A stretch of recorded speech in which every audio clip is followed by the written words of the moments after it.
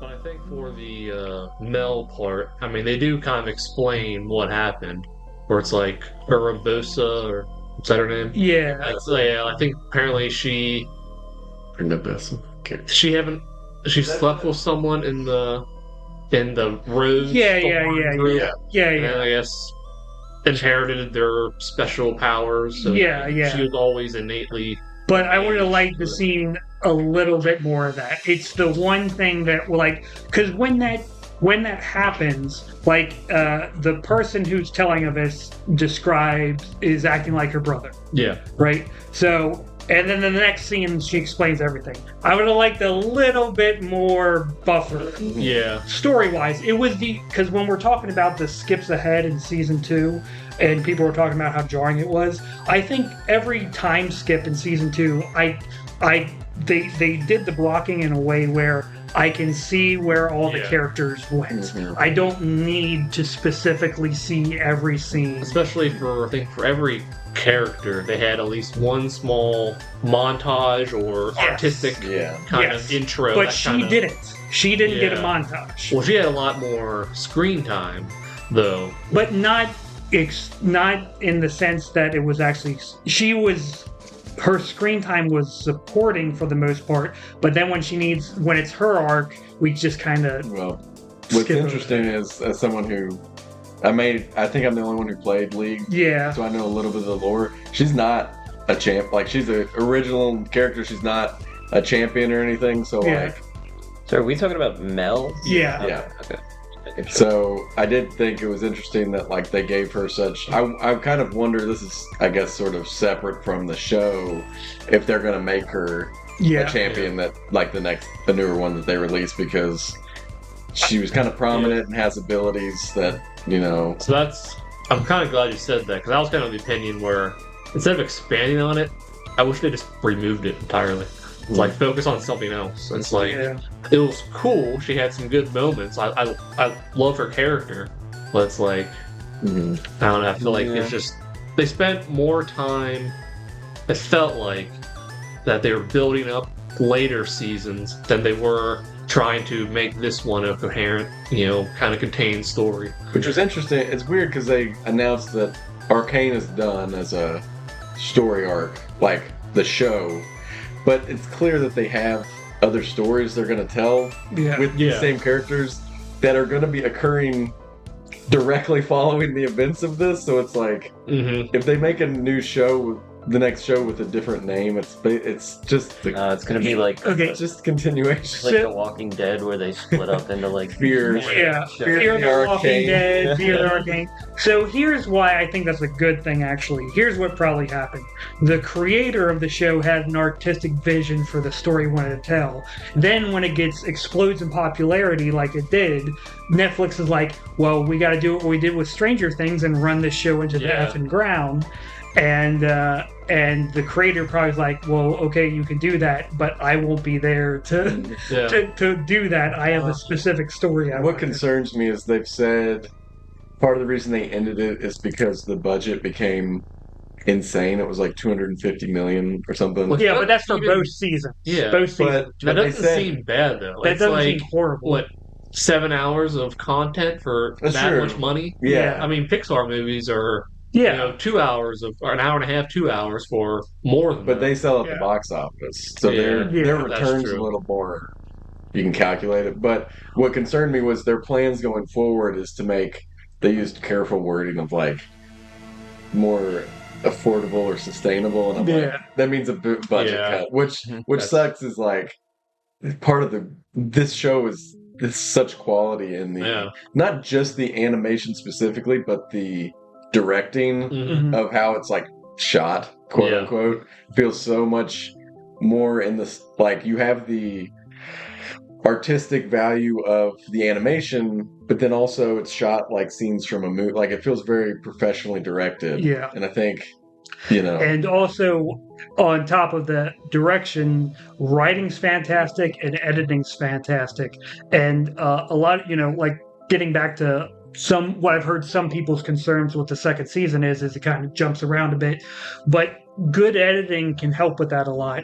And I think season 2, whenever they did that time jump, they had a really good job of blocking the scenes. Like we'll show where it ends, and then they do a little montage, and then they show where everyone ends up at the end of the thing. And that's editing and blocking is kind of, especially in a story this massive, you have to keep all the plates spinning at a time, so you're not like, oh, what's going on here again? Yeah, it's like for the Jinx one, they have like the Paint the Town Blue montage where they show kind of all the Noxians are kind of taking over the Zon, and it kind of shows kind of like a montage of everything that's going on there with like within like less than a minute, but clearly shows what's going on without having to have multi-minute long scenes that describe it. Yeah, they did like one of those every episode, I think, with like a new song. Throw in. Yeah, those are the highlights. I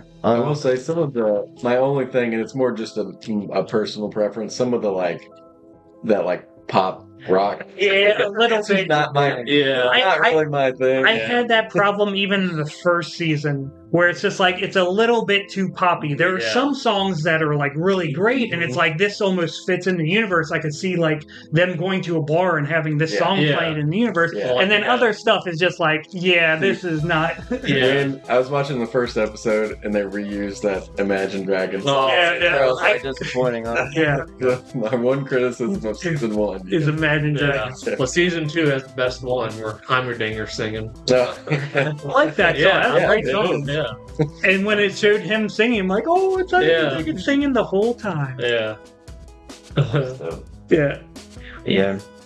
I was thinking like so much happens in this season that I'm like they should have at least like obviously for what you guys were saying is like the budget would have been too great to do, but I think it should have been 3 seasons, end on a 3rd season, and like split this up into 2 seasons because there's I think so much. They could have gotten away with just like 2 more episodes instead of I think 3 would have been too long. Yeah, I think they could have nailed it in 1 or 2 episodes. I do think that yes, there is problems with some things don't get fleshed out, but I think if they had 1 or 2 more episodes, that would have been great. But I do respect what they did with what they had.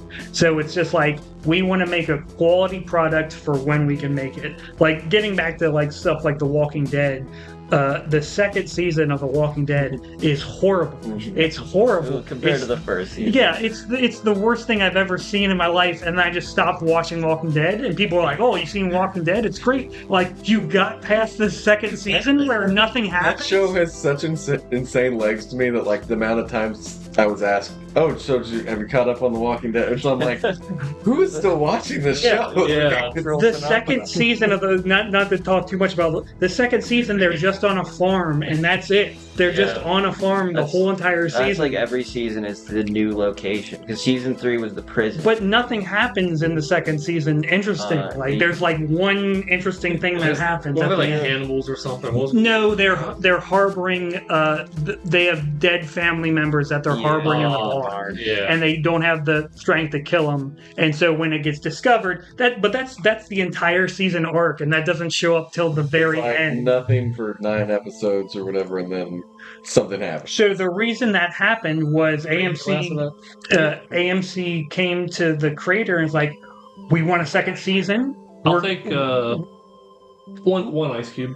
Wasn't it Frank Darabont? Yeah. So they came to him and they said, "We're going to give you the same budget you had for the first 6 episodes, and you need to expand it 24 episodes." The 2nd season was 24 episodes of nothingness, and that is what. That's why I never. When season 3 came out, it's like cool stuff seemed to be happening, but I was like.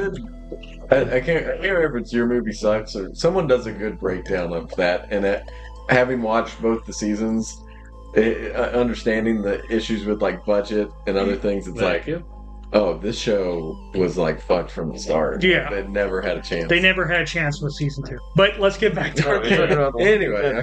Well, I just want to say though, I remember before Walking Dead came out, saw all the like trailers and whatnot on TVs. Like I was so hyped for it. Yeah. First episode, fantastic. Yeah. Then I slowly lost interest throughout the Yeah. entire first season. It was like One of my biggest disappointments. yeah, it was pre Game of Thrones, I think, right? It was Yeah. kind of the phenomenon television show before Game of Thrones kind of came out and took over. Everybody's watching it and talking about it. I watched it for way longer than you apparently. I got to, I think after like the Negan season when they introduced Negan, which I think is like 4 or 5. Yeah. Like when I was like, I was thinking of the Key and Peele thing.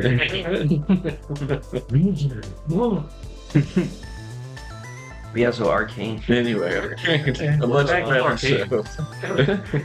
shows. Let's talk about Euphoria. The one thing I did want to point out, which is in terms of the animation, it's like I love seeing how the skin actually moved and reacted to Yeah. what the characters were doing. Mhm. Like you know, touching their face, you can see kind of the smoothness Yeah. and everything. Oh, It's yeah. like they were just top notch. Yeah, Yeah. the makeout or sex scene. Yeah. Like, just be like, not even in like a horny brained way. Like, Yeah. I was like actually really impressed by how Yeah. that was done, and it's Yeah. it was just Yeah. unexpected. Sorry, Gen Z, who might be listening to this podcast, but we enjoyed the sex scene. It's great. You watch that stuff, and it's just like movie. It's TV's now where you watch the mature stuff at, and the movies are now where you go and see the kind of kids action thing, Mhm. where it's just like hmm you have relationships and things like that.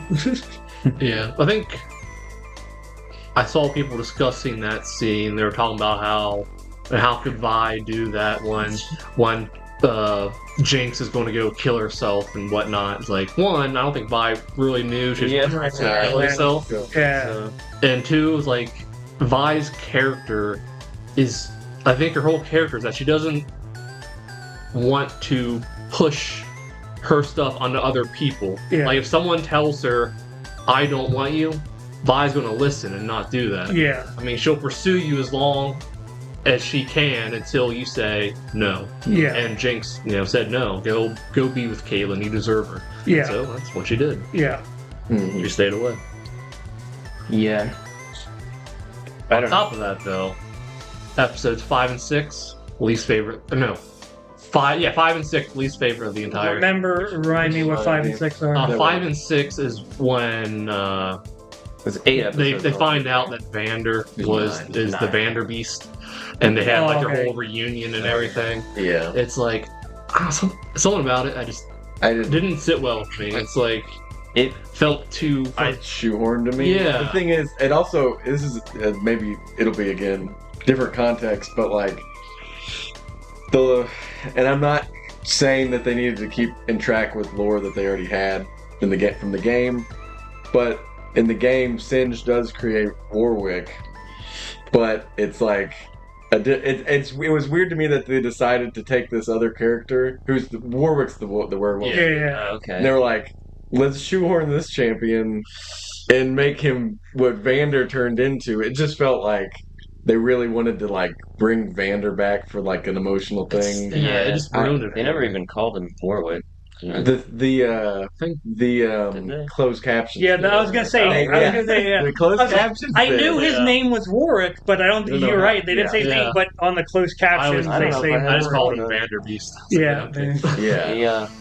But it's like I hate it because they always try and like keep everything so old. This person knows this person, and they're all tied together. It's Yeah. like It's the classic case of you have this insanely big, cool world you could do, and it's the Star Wars dilemma of like you're Yeah. tying everything back to a single same family. It's Yeah. like no, yeah. I liked it for the fact that they killed him. But other than that, like I like the. I'm okay with it because it completes the arc of that little kid.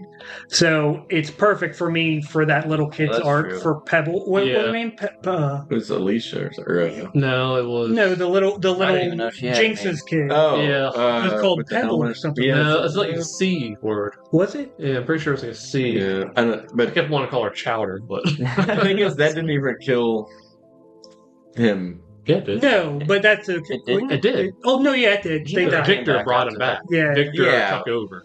The body, Yeah, I The mean, body I guess still it has the could, blood in yeah. it. yeah.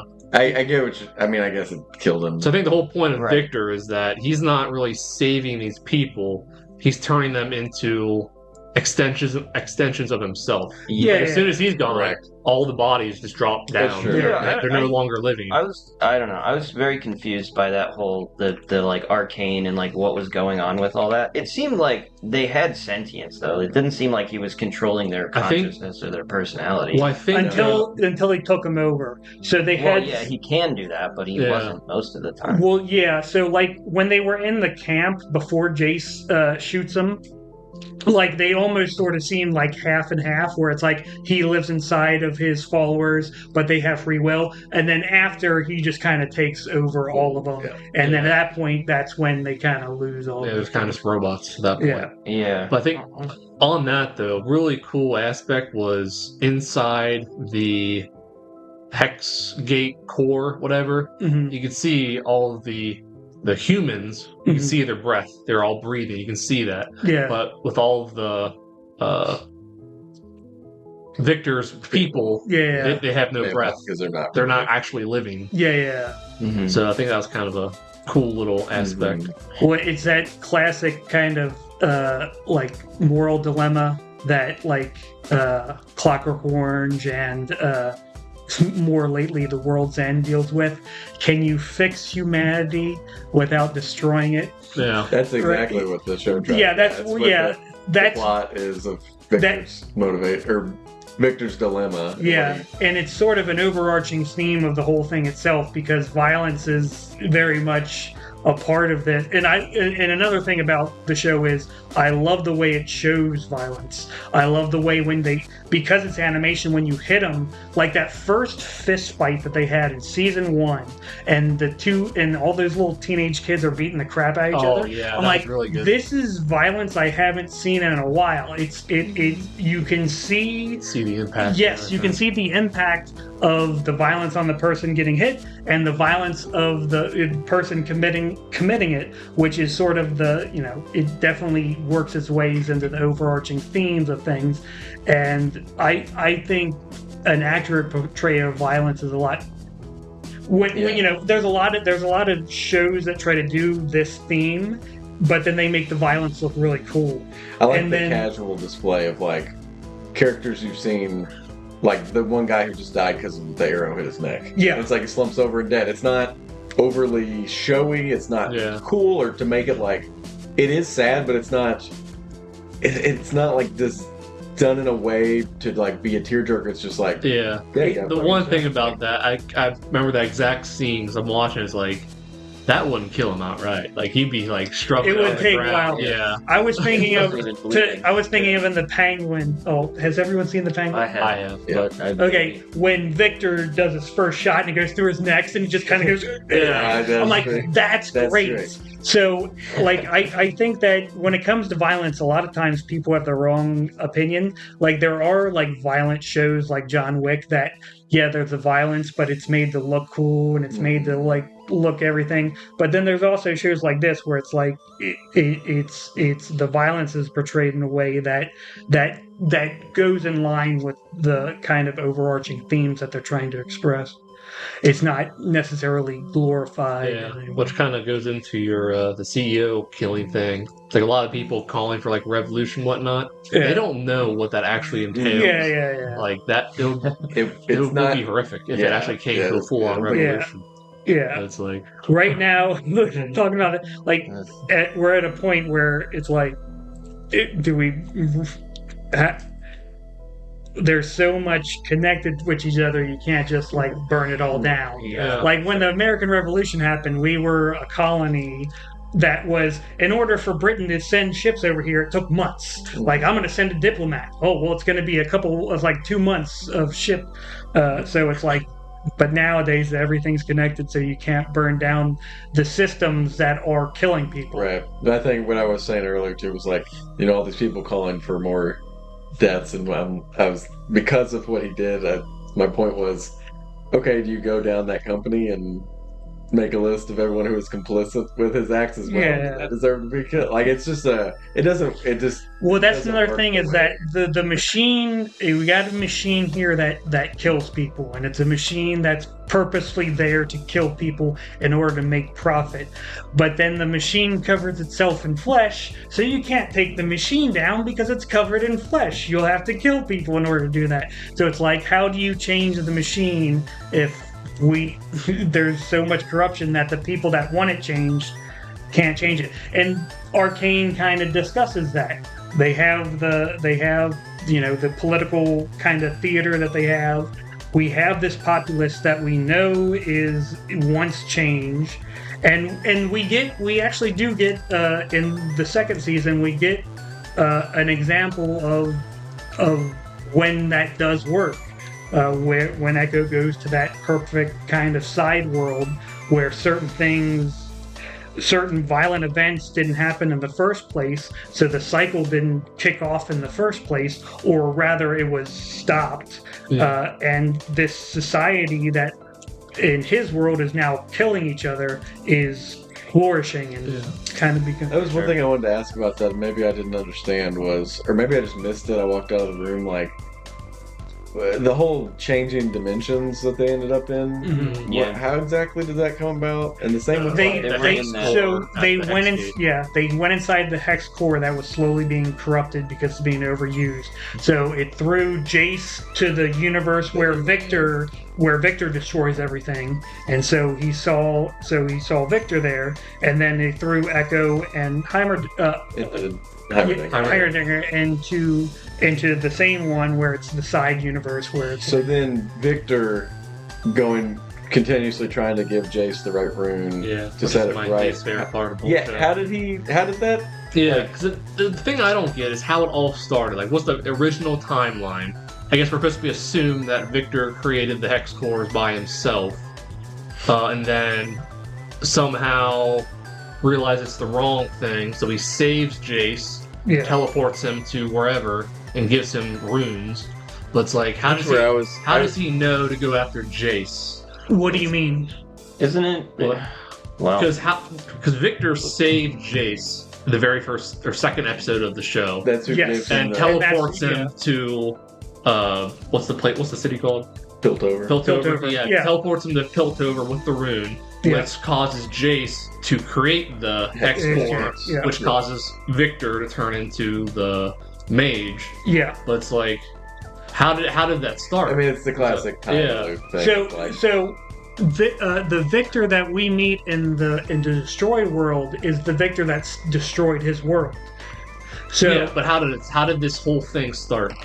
It's like, how did that original Victor achieve his sage powers Well- without Jace? Because without Victor intervening and teleporting what's a Jace, time loop? that's what I mean. yeah, It's but a- where does the loop start?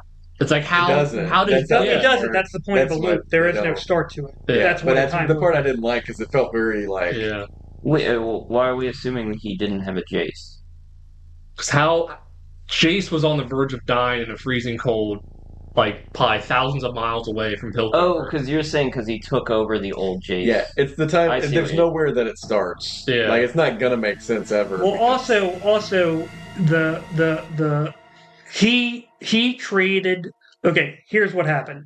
So he's stuck in his world that is destroyed, right? So he goes to Jace's world, another dimension, saves him so he can create the hex core. But how does that he know gives that him- Jace But exists? That you do that? yeah, the only reason he's even in that destroyed world is because at some point him and Jace create the Yes. hex core. Yeah, Yeah, but it's but the yeah, time but loop. it's a There's time no- loop. That's there's all right. no, there is it- no beginning. in order, There's- in yeah, order it's to a create paradox. time, which yeah. is like I just think it's. Yeah. I don't usually like when those kind of. Yeah, Also, the whole like. Just traveling dimensions, really. I don't know. That's like my little bit one of those Yeah. parts where I was kind Why'd of they end up in separate dimensions? yeah. It's magic. magic. magic. Yeah. I did like Magic. the effect they did of like the glitching. Oh yeah, that was really cool. All the animation stuff. was And I loved really episode good. 7. I mean, Yeah. I love seeing the alternate timeline. What? Yeah, Oh, is it? think- Okay, that's Yeah. it was a really good break. that was yeah. Yeah, I think that was definitely one of my I highlights. feel like it was the only like Echo centric. Yeah, like I think he's episode. probably my favorite character. of But the yeah, series. that's the thing. Echo's my favorite character in Arcane. Yeah, he's the boy savior. Yeah. As a fan of the game, it was really cool seeing any of the champions when eventually they use like their ultimate ability or something. Yeah. Stuff Oh, like they that. did They did it. Yeah. So Did you Echo- clap? Did you Yes, clap when you I saw it? clapped when I saw that. Okay, didn't he use kind of like the time control thing in the first season when he was fighting Jinx? No, No? it was No. purely artistic. Oh, Yeah. okay, I see. Yeah, it was showing that through all of his struggle with Powder in the past, he learned from those mistakes and could read her movements. But Yeah. it is kind of the style they use in those scenes. Mhm. It's similar to what they use in the game when he does his time rewind stuff. So I may have mentioned that in our discussion before. Oh, but okay. That's yeah. Yeah, it makes sense. Yeah, yeah. Yeah, what I'm glad you brought that up because that's probably my favorite scene in the entire series was the Echo versus Jinx on the bridge. Versus Jinx. Yeah.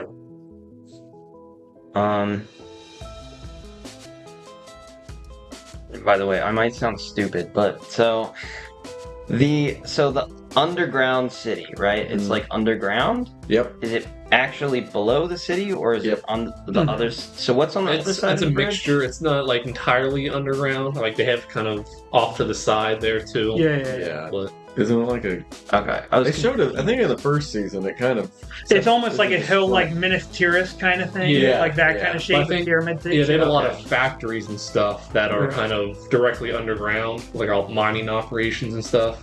But I think a lot of like the residential stuff is still kind of out in the open. Like they can see the sky and everything. Okay. Yeah, I was getting really confused by that, right? Thinking about it. I was Yeah. watching it, like, wait a minute. So I think it's a the mixture bridge? of being underground and outside. Yeah. Okay. Yeah, you were talking about was it episode 6 or something with that you didn't like that? Yeah, episodes Vander- 5 and 6 is one. 5. Yes, at the end of episode 4, Vanderbeest was fighting Jinx, Right. and like he remembers her or something. Right. Yeah. Yeah, I was gonna mention like that was I think one of the things that one of the issues I maybe had with the show is how they kind of just introduce something and it just shifts everything. Like it feels like the story's kind of going in a direction and then it's just like here's this new thing and then we're off on a new thing. Like okay, so what's the name of like the what's her name? The Despo lady that has the big army that comes. Mbessa or Ambessa, yeah. Okay, so I was trying to like figure out what her plan was, like what she intended to do, because she initially gets that like council lead. I don't remember the first season super well, but in this season she gets that like wheelchair guy. Yeah. And she gets into his good graces, I suppose, and she influences him, so she's able to like kind of take power, and they create sort of like I don't like an apartheid. She wants Piltover on her side when she fights the Rose's people. And I think okay. specifically she wanted. I thought it was mentioned at some point. There's something with Hextech Yeah. Yeah. that Like she wants as a.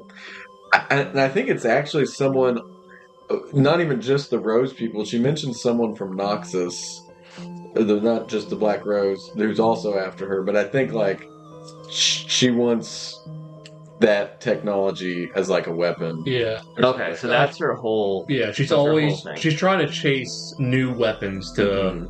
fight against like the Black Roses or whatever. Gotcha. Even like with Warwick, Vanderbeest, like she'll go for that as well. Yeah. She'll looking Yeah. for any new weapon that'll give her an Her advantage. motto's like strength above Yeah. everything. That's all she cares about is building strength to Okay. fight off whoever she wants.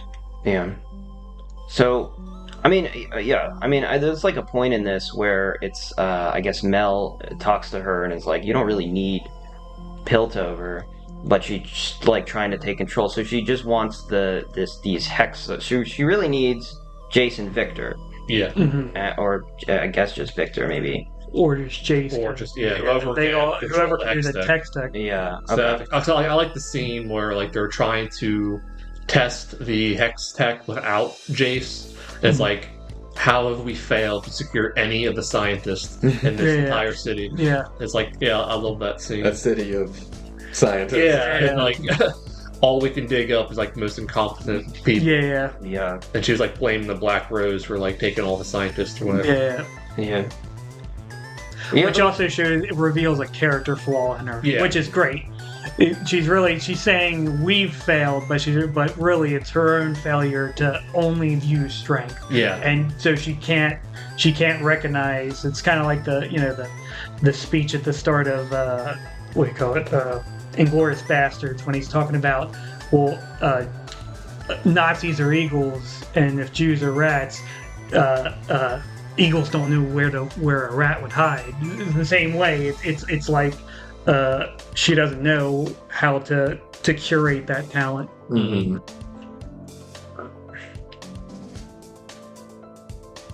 Yeah, I was gonna say, like, you were talking about how it kind of like explores like what a populist regime sort of looks like. Yeah, I thought it's kind of similar how she like appoints Caitlyn as like, 'cause Caitlyn's clearly just she's manipulated by just the fact that her mother died, and it's like, okay, well, I can put her. She's angry, and she's popular, Yeah. yeah, like people like her. And it's like, oh, I can just put her in charge and she'll kind of do what I say as long as she's angry. Yeah. Yeah. It's all she's chasing Well, powder. Politically, also, Mbessa had no right to it. She was kind of Yeah. like, Yeah. That's why she's using the blonde haired guy, like you mentioned. Yeah, Caitlyn. Ambess is not completely an idiot. She knows that if I just take it, It's like- then I'll be seen as a tyrant. Yeah. So Yeah. I have a puppet. She understands the politics enough. And she's to kind of play played it. a role in kind of pushing that stuff where she allowed the Undercity people to attack the memorial Yeah. and everything. Yeah. So she's constantly planning ways to push her agenda Yes. that are, really the source of a lot of the conflict. Yeah, Yeah. super smart villain. Yeah. Yeah. I like seeing Caitlyn become a fascist. Yeah. I feel like it happened a little too quickly. I think it's one of those things. That's that, one like, of those that's- things where I would like, if they had an episode or two, then they Yeah. could have expanded a little bit more, because Yeah. they did a montage there, and that's the one place I would have liked Yeah, 'cause seen It's stuff. pretty Yeah, big. because they kind of ramped up to her fascist and then immediately ramped her back down. Yes. It was like Yeah. a whiplash kind of thing. It's Yeah. like, oh, she's back to not being that. I'm good, I'm bad. Yeah. Which also kind of, I felt with like Jinx and Vi and all that. It was like it's Yeah. constantly I going felt back it and forth. I with hate you. I Jinx a love you. bit. I hate you. I love Yeah. you. It's Yeah. like That was my one thing with the Vander. The Vander coming back was weak, but I still do like it for the arc it creates with the young kid. yeah. So I don't see. I disagree with that. It's like I don't think that's necessary for her arc. Like they can do that some other way. No, It's like, because at the end it puts her in a situation to literally kill the thing that brought all of Jinx's good, but that little kid doesn't know about that aspects of Jinx because she only Yeah. cares about Jinx. She's enthralled with, Jinx was created partly by Vander, and the good parts of her are from that. mhm. But the little girl just cares about Jinx, who she is now, Yeah. and that creates that type of character where it's just like, so it creates a somewhat satisfying. Mhm. If they'd worked Vander in there better, like if they had set that up in like season 1, that Vander's still technically alive, and like maybe they should have ended the season 1 with like just a little shot of that, like, Yeah, it's like a Vander's shadow still on. or Yeah, something yeah. like that or Like, when he's in I forget who the scientist is called under it, Singe. Just like one after credit scene where it's just like, and then he hits his thing and you realize it's Vander or something like that. Yeah. But it would have been, despite Vander feeling shoehorned in, I actually did like the story and payoff we got from it. Yeah. See, I just don't. For me, I don't think the payoff is worth the time they spent on that, and kind of like I did not like how easygoing Jinx and Vi were with chasing Vander. It's like it felt a little hokey or something. It's like it just felt out of place. Yeah. Like I don't know. Yeah.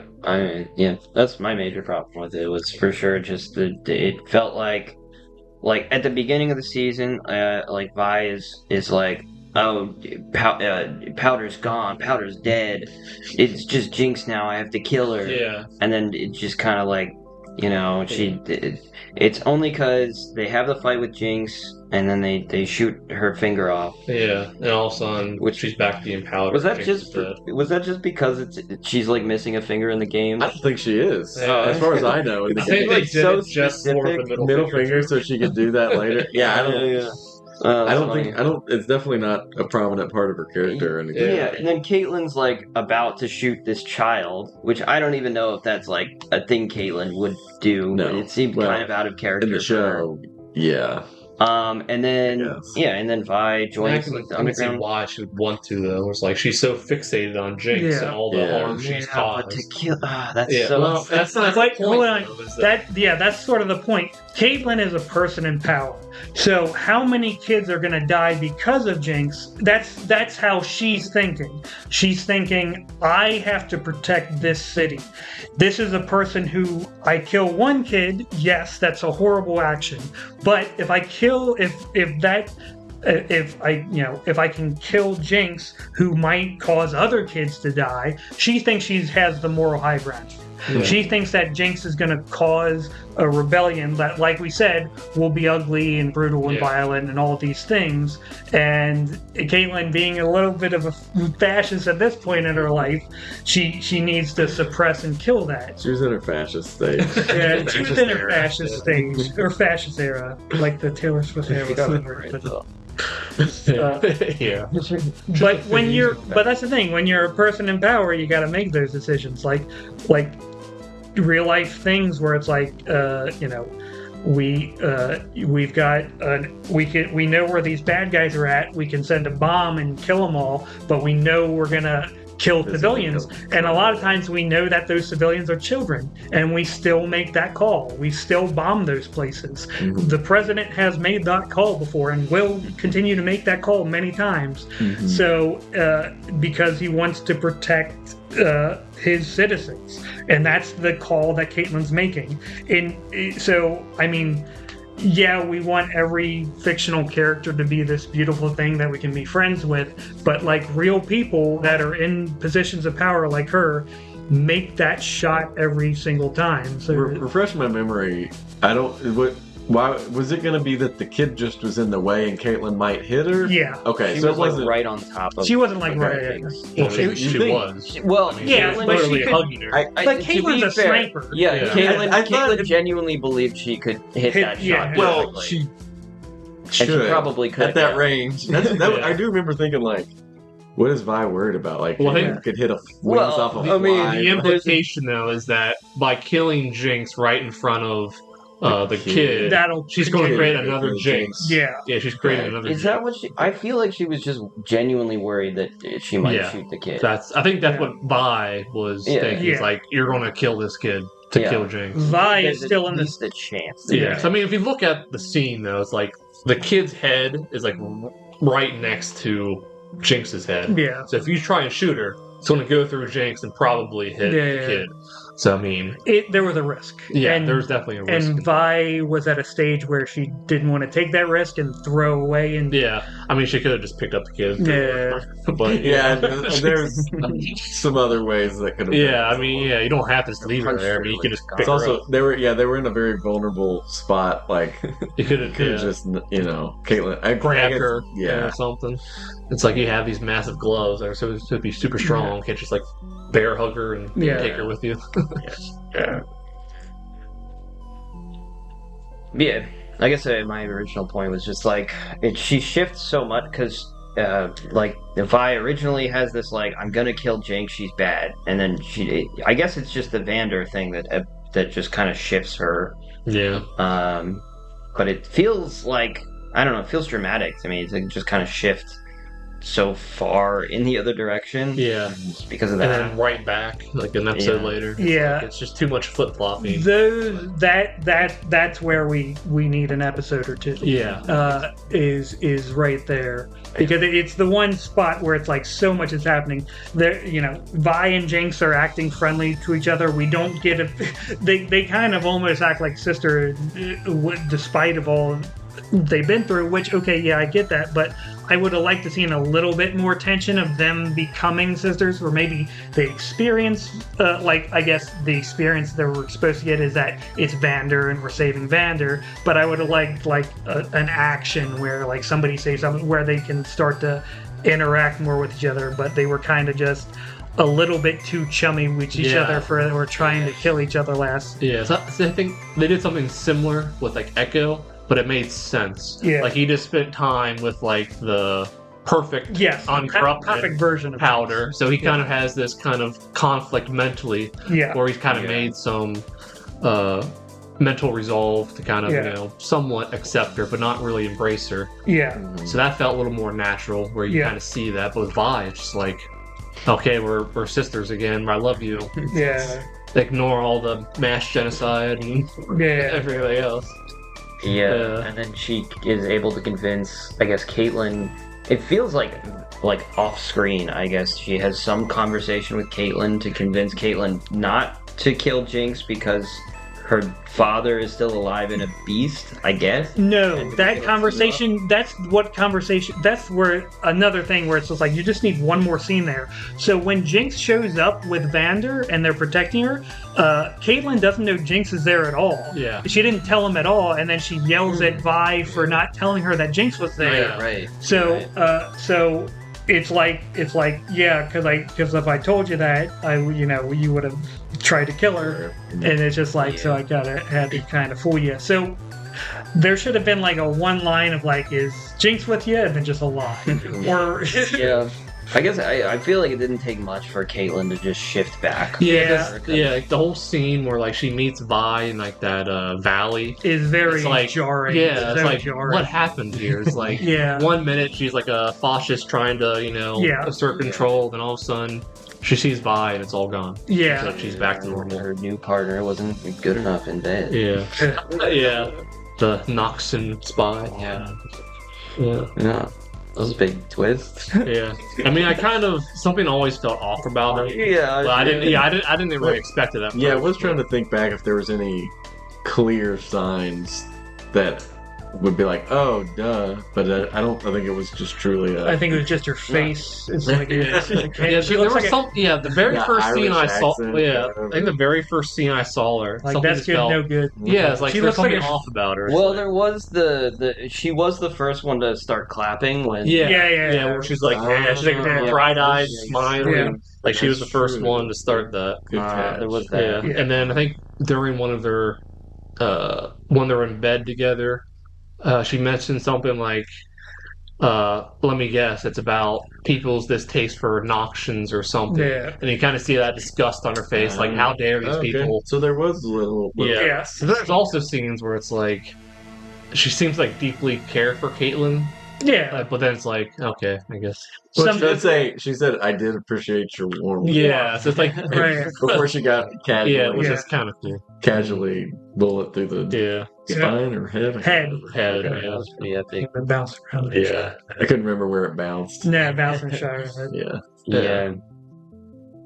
Yeah, it felt like the show was very much about specifically Vi and Jinx for the most part. I feel like a lot of the other characters, like I feel like Echo. I guess we already maybe talked about this, but like Echo doesn't get that much. Mm-hmm. But the time he does, they use very efficiently. I was excited because Echo has like. I mean, really, in the first season, he just has a bridge fight scene. It's like, oh, Echo's gonna be a cool character. Well, you see him like in the firefights. He's a character, but like that's kind of he's always been more of a pseudo background character. Yeah, basically have Jinx and Vi and Jace and Victor. Yeah, those were kind of like the. I guess they don't even get as much. I mean, Jinx and Vi are clearly well, I don't know if I'm alone in this. I think Vi is probably one of my least favorite characters in the show. Yeah, but that's I think her character is she doesn't have much agency, but that's her character. Yeah. So she kind of is just that I don't want to say dumb brute, but that's what she is. She's an enforcer. Yeah. And she's trying. She always solves things. But she's trying to find a fight that's worth fighting, and with with the politics and the moral ambiguity of both sides, there's no clear. So it's just anger and misplaced aggression. So I like her character in that way. I don't like her in the sense that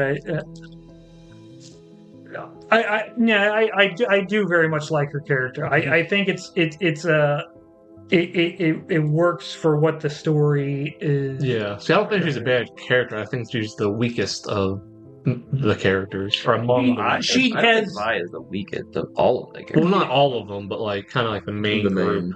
She has has the least amount of like agency in her own life or in influencing things, and every time she tries it, I mean, if you think about what makes the perfect world, it's that Vi's dead. So it's Vi is less about Vi being dead and more about, I think, is that Jace is punished for allowing a kid to die. Like when no one died, he got a slap on the wrist. That's that. Yeah. But now that someone died, like they're a lot more harsher on him. So he never actually pursued the hex. Yeah. But yeah. So it's the exclusion of that initial kind of violence and things that causes that world to be created. Well, ironically, I think it's violence that kickstarted it. Yeah. By Vi dying. Yeah. The unintentional violence, the explosion. Yeah. Her death is what. But violence isn't violence is human versus human. If it's just a bomb going off, that's not violent. It's a violent death, and that it's thing. But violence in the fact that Jace is tampering with highly volatile equipment without permission. It's like like he essentially unintentionally booby-trapped his entire house. Yeah. So it's like, but there's a difference between deliberate. I see your point. But yeah, like so. For Vi, it's just like she's in this world that's constantly changing, and she's not a mover in this world. She just isn't. So a lot of the things she tries, she fails at. But I still very much like her character because that's the human condition, right? You don't just stop because everything keeps on failing for you, and everything that Vi tries does fail. We're gonna say Vander, that fails. We're gonna get Jinx back, that fails. Everything she ever tries she's fails. The true Jinx. Yeah, exactly. Yeah. I mean, the amount of stuff Jinx of her own that she gets done. Yeah, I mean, she's a true genius. Yeah. So that's the thing. At the start, when they're kids, Vi is that person. Vi is the person that can pull off these things. And then the horror that she kind of experienced, where everything goes to shit, kind of followed her entire her entire arc. It's everything she touches kind of turns bad, and she's very much affected by it, and her being affected kind of again creates a negative feedback loop where she does the wrong thing a lot, but we can see why she does the wrong thing. Preservative. So I really much like her character, but I agree, her character isn't that entertaining to watch because again, it's just failure after failure after failure, and she doesn't have agency. Characters that are kind of Machiavellian are really fun to watch because you can see them building this story, and like Omarosa's creating these chess pieces and they're moving it all around. But I think Vi is kind of the core, just her existing is core tenements to what a lot of the themes that the story's trying to say. She is sort of that kind of brute that she wants good, but the only tools she has really are her hands, or the violence she can create. And she wants to be led by these people that will lead her into a better world.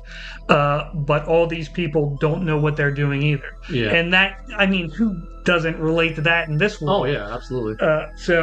I like her very much for that. But yeah, as a character, good characters are usually characters that can have their own agency and affect the story. But Vi isn't that character. Mm-hmm. She doesn't have much impact actually on the story. Yeah, I think that point kind of brought up where people need that leader. Like when Silco died, like the underworld was kind of just left. Yeah. Whatever. they needed like Jinx and who's Silco's right hand Yeah, I person. can't remember her name. Like her, Yeah. like they need that leader to guide them. Mhm. Like they really good at what they do. Mhm. Like she was a great person to pull out or push Silco's plans. Mhm. Without Silco making the plan, she's kind of useless. Yeah. So yeah, I think Vi is kind of similar, where she wants that leader to push her, but Yeah. on her own, she's just flailing her fist around without Yeah. no idea what's going on. Yeah.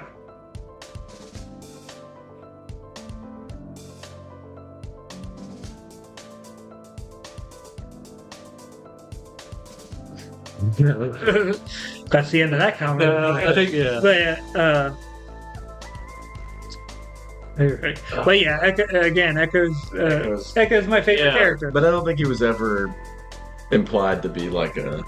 He was always kind of a side character. Yeah. He got his highlight kind of in an Yeah. episode this season. But but like when you say it's kind of like the good characters. It's like the Joker, where it's like, oh, wouldn't it be great if the Joker was in the Dark Knight more? No, because Yeah. then he wouldn't be impactful as a villain, because Exactly. when he shows up, he impacts the screen. Yeah. So a lot of times when you get less time with a character, but it's more impactful, so I kind of He also benefits from just a cool design. I think Oh, yeah. it just Yeah. oozes coolness, and Yeah. he's got the timer. yeah. It's a cool character design. they really nailed that. yeah. He's got the classic, the new modern cool black person hair. Where Yeah. Yeah, it's like It's like the fancy dreadlocks. the fancy dreadlocks. line skateboard. Just Like, he did, like you said, he just oozes cool. Yeah. Yeah, but I do love how him and Singe are kind of opposites. Where Singe is willing to sacrifice everyone else to obtain his goal, Mhm. whereas Echo is kind of the opposite, where he's willing to sacrifice himself to save others, Yeah. which I thought was a really cool defining characteristic of him. He had it in his mind that things aren't right. I need to fix it. I'm going to do everything I can to fix it, no matter the cost to me.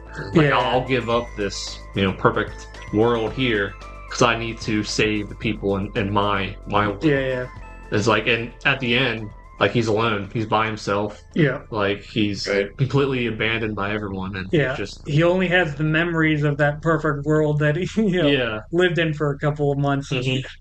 Yeah, 'cause, he doesn't have anything else. It's like even the Bat guy, who was his right hand man on the firelights. Mhm. Yeah. It's like they never show a scene with them getting back together. Nah. So it's like he's literally all alone, forgotten. And on the flip side, Singed ends up with His daughter. his daughter, Or his- who he recreated. yeah, Yeah. it's Not really. Yeah, it's like Yeah. Yeah. It's just clockwork. yeah. Well, I heard a phrase the other day and was like, oh, it kind of fits. A hero will sacrifice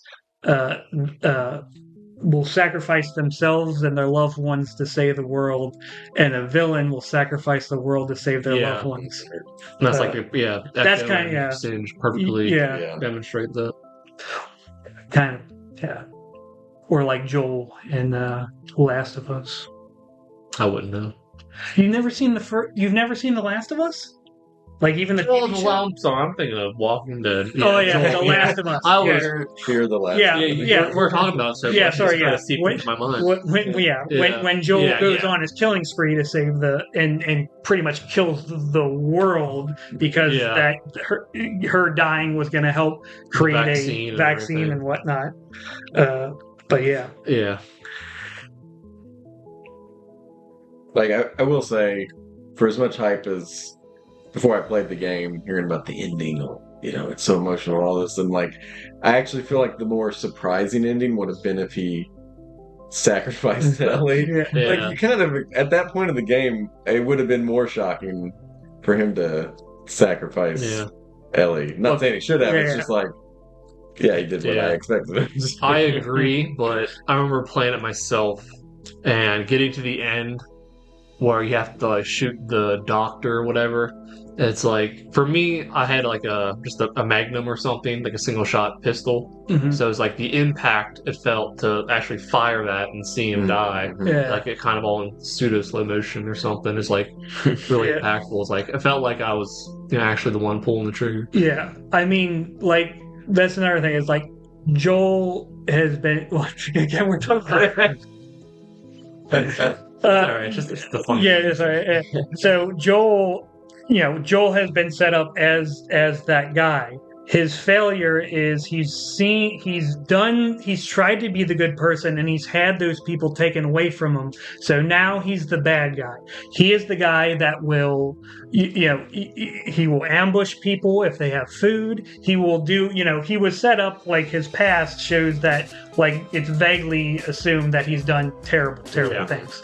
And then the worst thing is when the second one came out, and I agree that there's some problems with the second one. Mainly, I love the second one. I love the second one too, but her going through, there is a little bit of dissonance in how many people Ellie kills versus what the ending was supposed to be. I would have rather had her go like fight the zombies instead, and just have her be fighting through zombies, so she doesn't have to kill people in order for the ending to be as much as because it was sort of disconcerting. But the worst thing ever is when people are like, why Joel die? Oh, I know. And it's just like, I know Joel was going to die when they announced that there was going to be a second game. Yeah. You don't understand how stories work or how people...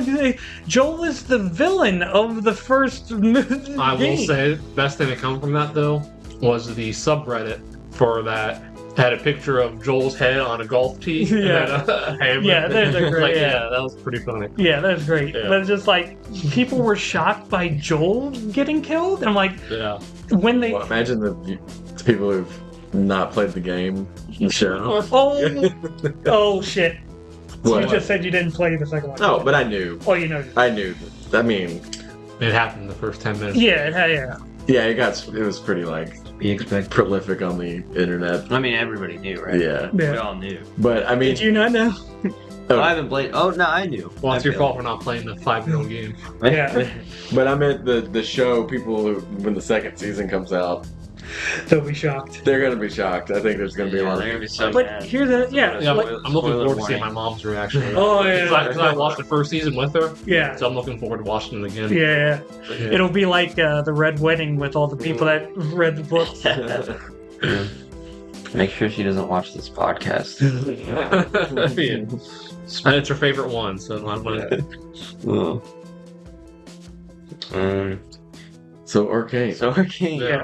How do you guys feel about Jinx's arc? I feel like she's kind of just the big main character, right? Yeah. She's like the most important. It's I think. it's weird too. I mean, she's also like insanely popular before the show came out Yeah. because of cosplay and stuff. I think, Mhm. for but sure. like, Plus the really cool music video. yeah, Character. I feel like if I played the games, I'd be really into this character You for don't- sure. but why? Because it's like, It's just There's that psycho manic pixie. Yeah, Yeah, she's Hey, a psychomatic yeah. bitch. hey, you must She- like she- garden. You like 500 Days of Summer in Ugh. Garden State. Shut up.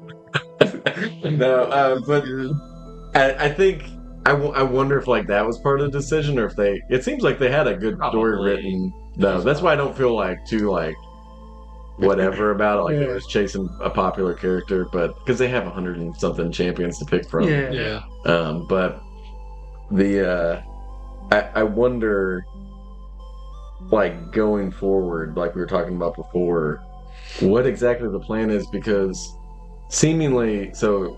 Dead. And Beth, well, I think don't- it's heavily implied that she's. I think not it's dead. that's what I'm gonna. Yeah. When she's looking through the air duct, Yeah. and it's like, let me look at my computer. There's like a little thing that's like, Yeah. you could survive if you landed here. She's like, Yeah. wow. Yeah. Which- But Which I always hate that though. Yeah, Just I know. like- It's like why you do these fake out deaths. yeah. It's like either kill them or don't. It's Yeah. like it's just well, dumb. that was part of my thing was through the first season, especially most of this one, I was like, anyone who I know is a champion in the game, I'm like, I guess they're not going to kill him. Yeah. Because they haven't killed any of them. Like, they never So actually far. showed Jace and Victor actually dead. right? It's like, Yeah. they could kill easily the bring Warwick, as And- you said. Yeah, that was the first That's like thing. the- yeah. And then Mbessa also is a champion.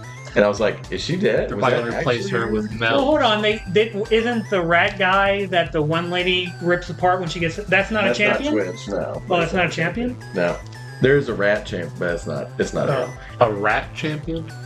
I'm Yeah, thinking of the it's rat. Twitch, I'm isn't thinking it? of the Oh. Overlord guy, the rat Who Overlord has the guy, metal arms the and metal stuff. arms, He's, and not, then, he's not a champion. and then he gets killed when Yeah, I love- yeah. when Jinx gives her I the like new this arm. character. For the Yeah. series overall, I will say I was really shocked at how well they made non-champion characters interesting, or with cool designs like that guy. It's like Mhm. like you thought he could have been a champion. Yeah, I thought. No, he's not. But I was worried. I think before even finishing season 1, I was like, it's just going to be about the champions from the game. Yeah, That's what they're going to stick to. Was 'cause was Silco? no, he wasn't No. either. No, he was probably really. Yeah. Silco's again That's my another- favorite yeah. character in the first season. Yeah. Silco's awesome. I just love Mhm. Silco. Everything He is a about good him is character. badass. For sure. I mean, terrible person, but good Yeah. character. Yeah. So I was impressed by that. I was like, okay, they're willing to, even though this is like their property that it's like advertising, and they benefit from promoting their champions more because they sell those in the game. Like, Yeah. that's where they would make money off of this, but instead they're like, we'll make original characters that like Yeah. aren't champions, are probably not going to be champions, and So I think they're smart about that, where they need to appease the non-gamer people. Mhm. So I think that was their best bet to not to go the route of Purely go. marketing their characters. Also, you need side characters that you're going to be like, oh, well, let's just kill him. Yeah, yeah. well, that's what I was Kill off. expecting. But then the fact that they did end up killing champions that, and now they're like, are they planning to continue the show? It seems like they are, but now Yeah. they've said they're not directly. Let me just weird. state They it right definitely- now. Whatever new content, and I'll say that That's- they release from the show, I probably won't watch because I have a feeling I like this show because the people that were in charge took a definitive stance to say this is the story we're going to tell, Mhm. and I feel like And that. reportedly a blank check, basically. Yeah. They said, just Yeah. spend as Well, I think much they as- used their own money largely. Yeah. At the Epic Yes. Yeah. So Big, Epic actually paid for part of the because they. Riot. Yeah. So Riot. yeah. Quiet, yeah. Right. Yeah. And the executive said, yes, we paid for this because we see this as an advertisement for our game. That's what I mean. It's like they were Yeah. I'm like, not by Netflix. I was saying like they basically. I remember stuff about season 1 is like it kept getting more expensive, and they were just like, "Yep, They wrote it off as a loss because they're like, people will see this and get interested in Yeah, League of the Legends. I don't want to. I don't want to say anything against those executives, but I still don't want Did to they play say League that's of the Legends. exact reason? Yes. I thought it was Yeah. like advertising. They Did did. Well, they did the same with. They did the same with their esports. Like the game, their whole esports function of tournaments and the seasonal, the teams and the leagues and stuff loses them money, Yeah. but it brings people that play the game and then spend money. So it's Yeah, like yeah. they viewed the show in a similar way, where they're hoping it. And it's weird. A game that I quit 10 years ago that I played for almost 10 years. Well, not almost 10 years, but a long time. The fact that it's more popular than ever is wild to me. I can't Yeah. believe it's still, Mhm. growing and has like a show like this. Like I don't know. It's just wild. Yeah. But they are coming out with an MMO, Oh, which God. this show actually gave me like, because the way the lore in League is, it's similar to Overwatch, where it's Mhm. like It's not there. fully fleshed out stories, but they kind of would drop them at sometimes Overwatch has fleshed a out story. stories. It does. We're not but getting it's into this conversation. It does. What? Scratch what he said from the record. No, It has lore. It doesn't have story. this gave me promise that if they were trying to flesh out, because League has a really interesting world just from the For game, Yeah. and it showed that they have.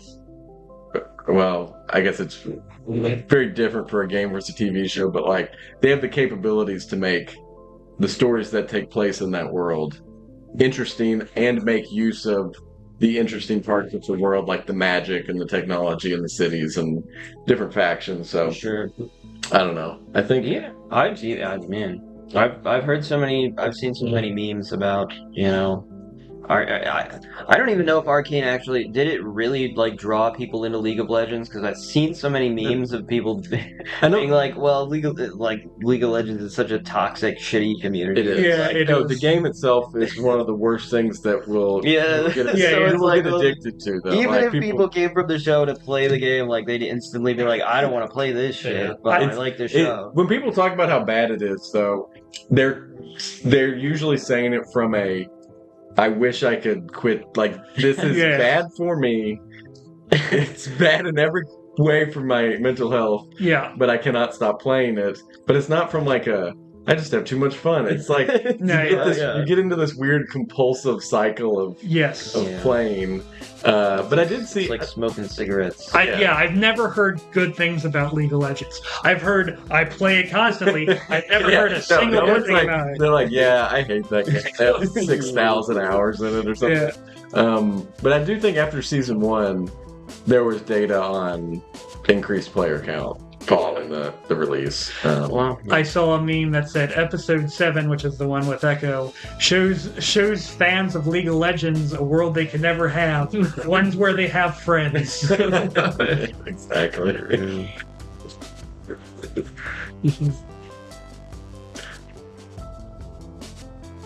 So I think we're all in agreement that season 1 was better than season 2.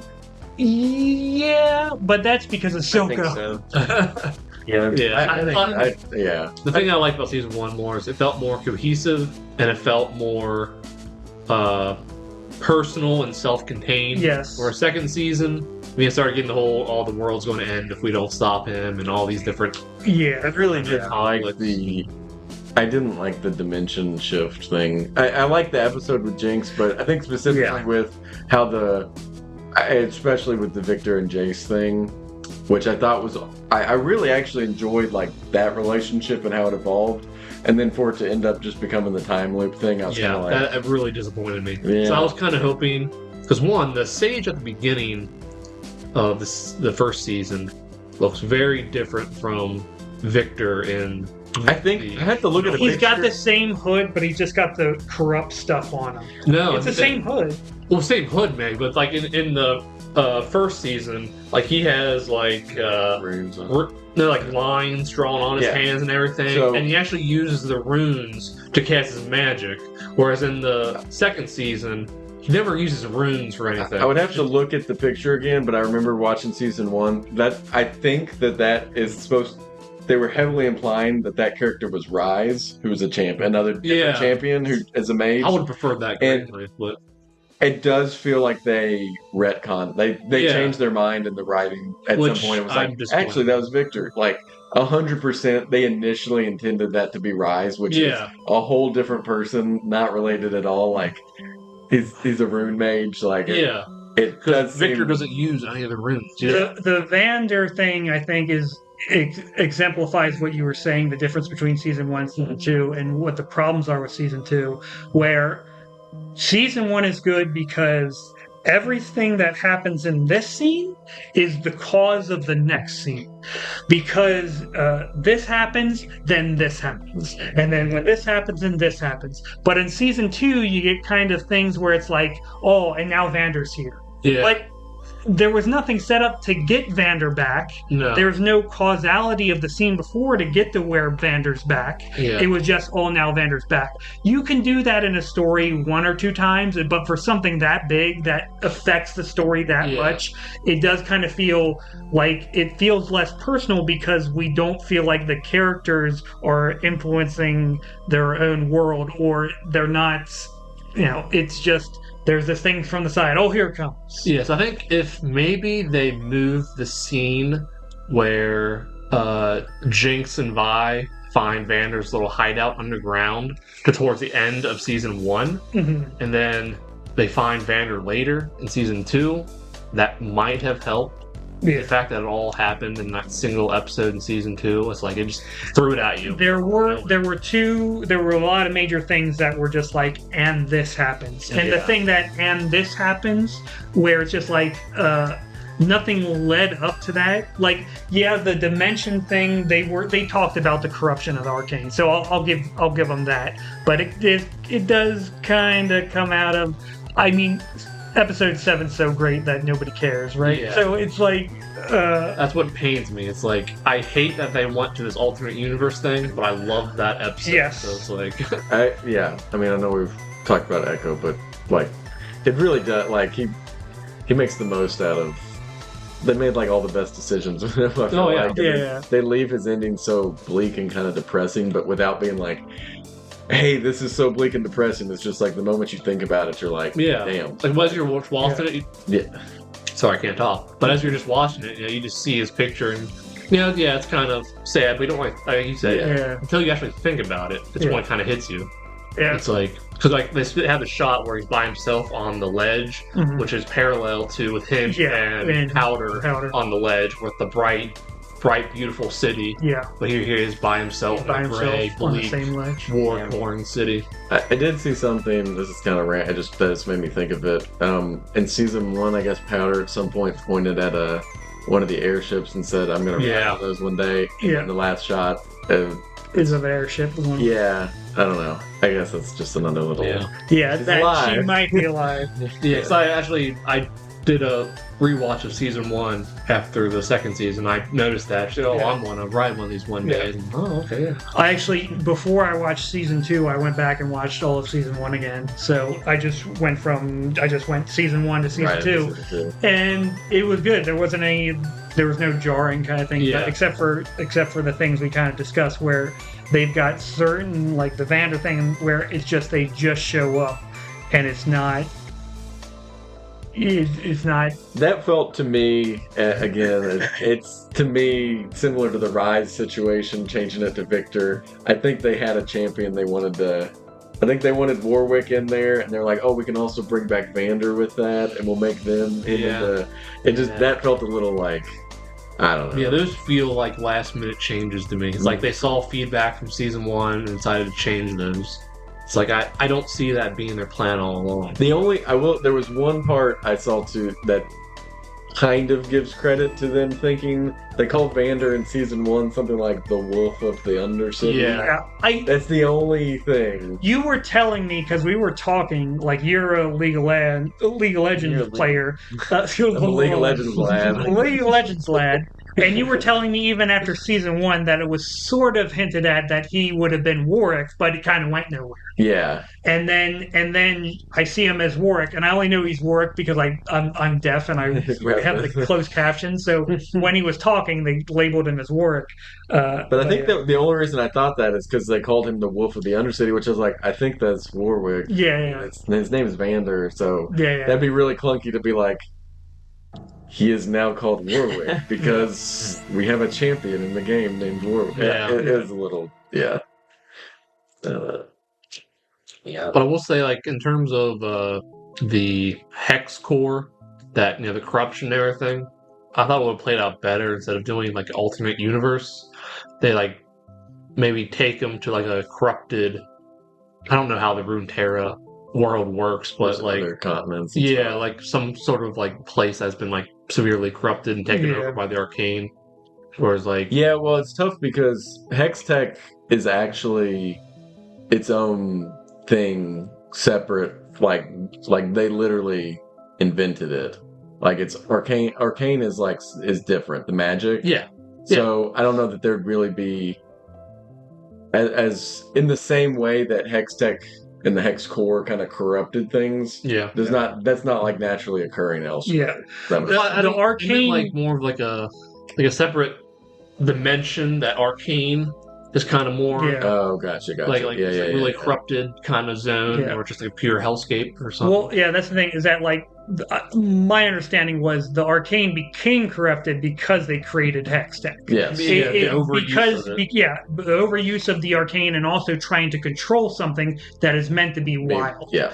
Right? Because when Heimerdinger was talking to Jason before, he was like, "This is a wild thing. You're not meant to control it." It's That's the point. intersection of science and magic. Yes, exactly. Where it's just like when you're taking a thing that's meant to be this wild kind of almost spiritual thing, and you're clamping it down into this machine where it doesn't belong, and that's what caused the corruption of the Arcane in the first place. Mm-hmm. See, like when Jace came back and was like all changed and I didn't corrupted. feel. That's another thing where it's like I don't know why he did that. Did what?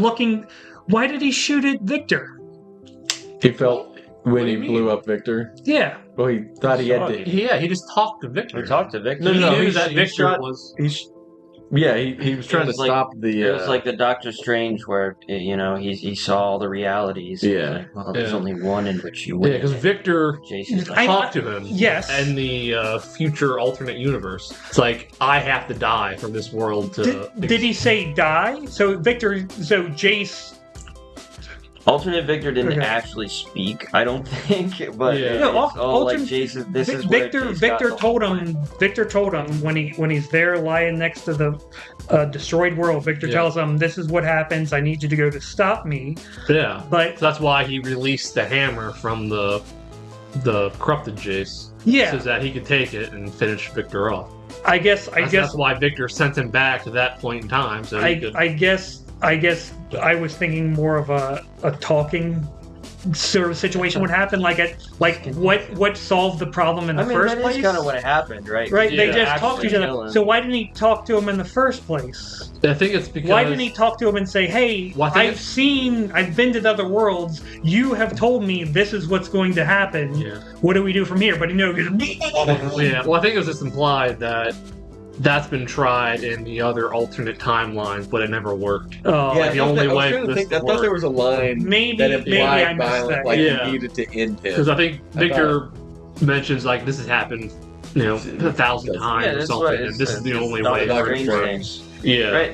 But I mean, I assume Jace knew that that wasn't actually going to kill him. And Yeah, like, this that's is what how I'm we saying. This is how I demonstrate to you. Well, I don't think Jace. This is knew where I that, get you though. into the play. Well, Why wouldn't have you didn't Jason think he known knew that? He What? shot him straight through the. I thought. Yeah, I didn't think that would. I don't know. And then I he sees thought all did. the bodies fall. Like I would. Yeah, I think Jace assumed that they were dead until Victor came back and Mm. talked to him. That's what I. That's the way Yeah. I take Well, it. Yeah. I don't Alright. think he thought, oh, this is pointless, but I'm still gonna shoot. It's a shame that Victor didn't tell him, "Hey, if you just shoot me, that won't work either." Yeah. I guess He what should I'm have just shot him a butt, like till the entire body's. Or maybe Well, I think- Victor purposefully only told him the certain Just things enough. he needed to know Yeah. That's in order to do the things. time Yeah, Yeah, 'cause it's the Doctor Strange. Yeah, gotta get you on I think the real point is that Jace isn't really like Echo was a true boy savior. Like he Yeah. was the key element that Yeah. allowed this to happen. Yeah, he So- ultimately Echo needed to get Yeah. in position to Yeah, do- so he just needed Jace to get things in motion for Echo to come in and Yeah. kind of fix it. I also another scene you talked about, the scene where the fight on the bridge. Another favorite scene between me and Jinx, between Jinx and Echo, is when he's trying to get her to stop her from killing Oh, herself. yeah. I love that scene. I loved every second of It's a that good scene. dark. It's very dark. It's Yeah. it's kind of funny. It's Mhm. kind of sad. Yeah. It does all the thing. It shows Echo as a character. It's that scene is where I'm like, okay, Echo is now my favorite character. Yeah. The only thing I missed though was like he was continuing his sentences after he pulled the. He went back. Was Jinx aware? I missed like maybe I. Yeah, it's kind of vague on how the timelines mix Jin- up.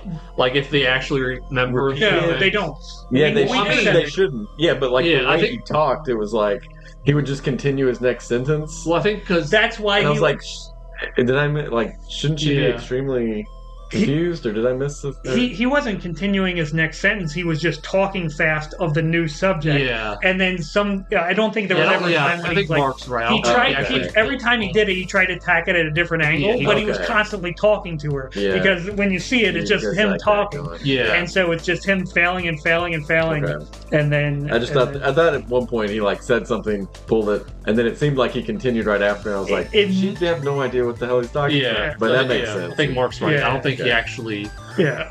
built off his previous sentences. No. He was trying a new thing each He time. tried a new thing every time, and it failed. And one time he called her powder, and she go boom. Yeah. That was my favorite one. And it's also that's great writing where you show both that Jinx hates hates powder. Well, hates that feeling when she was weak, and all that powder, that word, or that name brings to her is the feeling of feeling powerless. Mhm. And it's great, Yeah, great character. but it's like powerless, yeah.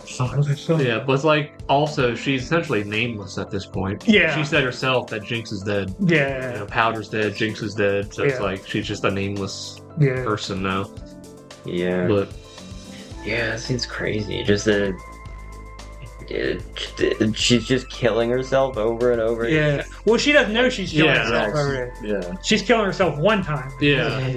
Jesus, Mhm. that's brutal. That's dark. Yeah, and I like the fact, I think I mentioned earlier, where it's like, compared to Vi, they show Echo having an actual change of character that makes him, more relatable and can actually talk to Powder without feeling, Mhm. rage and fear and stuff. Right. Where it's like, he sees her more as, how he used to a little bit. Yeah. They do way more interesting stuff with Echo and way less screen time than Vi. Like Vi gets all that screen time. Yeah. Yeah. Again, in defense of Vi's character, I think she's kind of represents kind of the core. She's like- everyman. Yeah, yeah. the sure. problem, Shoved like around by the I just think it's way less. Like as far as what I'm more compelled by when it's on the screen. Yeah. But I think I respect the character in showing the failure after failure Yeah. after failure after Sure. failure, Yeah. and in a way, her, like you said, Echo can advance, and he's able to relate to her because of the world that world that was better that he can now kind of pull from the energy of, right? He can see that there's a better world out there, so he has that hope. Vi spent 10 years in a terrible prison Yeah. where she's getting beaten up, and then when she gets out and tries to do some good, she realizes it all goes to shit, and no matter what she does, it's a continuous negative reinforcement, which Echo has a little bit positive reinforcement in the terms of the world that he experienced through the. Yeah, but ultimately, I think he ends up. I mean, I guess. But Yeah, I don't know. where he ends up doesn't count for the fact that he can develop to be the hero. I don't think Vi is really the hero. She's just No, that's she's true. just rage that she doesn't know a way forward, and that's what I like about her character. Do you like when she dyed her hair black? I like when she dyed her hair black and did the Yeah, the dance. yeah. So Spider-Man dance and Spider-Man 3. But that is I like that character. And if the whole movie was if the whole show was just that failure, and then things suck, then it's going to be bad. Yeah, in terms of Echo can become the hero because of what he's experienced, Yeah. and that being in a not I want to say nicer world, but seeing that there is a better thing can help you Yeah. see where the way forward is, and that's what makes him the hero of the story. Mhm. I guess I did think Mel was probably weaker in the sense of it felt very Deus Ex Machina. Like, Yeah. See, I loved her character, but I wish she Up never until- got the powers. yeah, it kind of. Yeah. It was really interesting to have like a non-powerful character Some- with like interesting things because of her family ties and stuff Yeah. going on, and then it's like Like that. actually you're insanely powerful. Yeah. you know? See, that's what I like. I think the first season talked about how she was different from her mother in that, she didn't like going to the violence and conflict route. She liked using her brain Yeah, to try and solve things that way. yeah, Using her, politics and, stuff like that to help people instead of just resorting to violence all the time. But now she's a powerful mage. I will say it's interesting.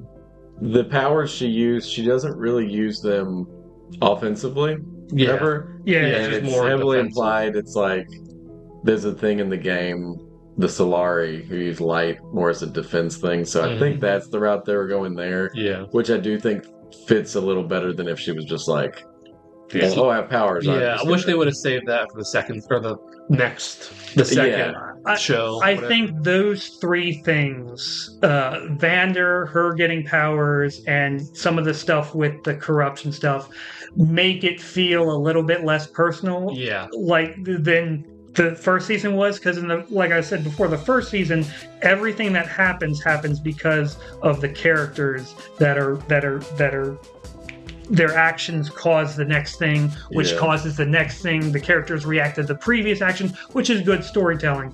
But those three things that happen in this season, which are massive things that change the tide. The scope just expanded. Great. I mean, you're It's talking no about longer relatable.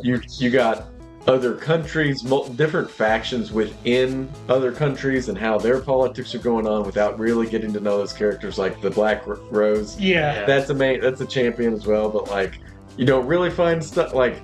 And then you have Victor, which it's gone from what's wrong with him and Jace's kind of relationship to I'm a god. like I'm a Yeah, god. Like exactly. the That's- scope just went from like this tiny like interpersonal things kind of going on that affect the city to not only it's the universe. Yeah. like basically. Yeah. It got huge. That's my issue.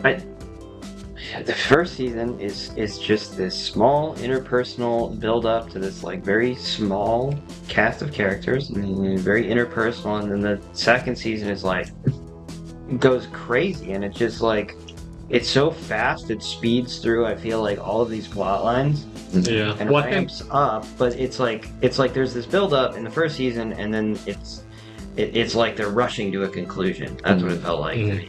so. I think it only feels rushed until like the last 3 episodes. Yeah. I think I rewatched the first like 4 episodes, and it's actually moved along fairly, not slowly, but fairly good pace. Mhm. Then like episode 5, it's like things just kind of take a different course. Yeah, if they had one or two more episodes, I feel like this would be Yeah. season 2 would be just as good as the first. But but those 3 things, and they're big plot points that come out of nowhere, and I just don't think that's the way they introduced them isn't good. But the results of them being introduced obviously forwards the story, and I like the story that comes from that, but just introducing those things doesn't feel organic in the story. So 1 or 2 episodes, I feel like they could have spaced some things out better and made it feel more organic so that they just don't come out of nowhere. But yeah, as it stands, they feel like they come out of nowhere, and I really do like the story beats that happen from them. Yeah. But I don't. It's just a shame the spark of those story beats is something I feel is weak. Yeah, I agree.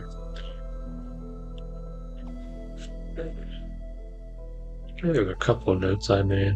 Oh, you made notes.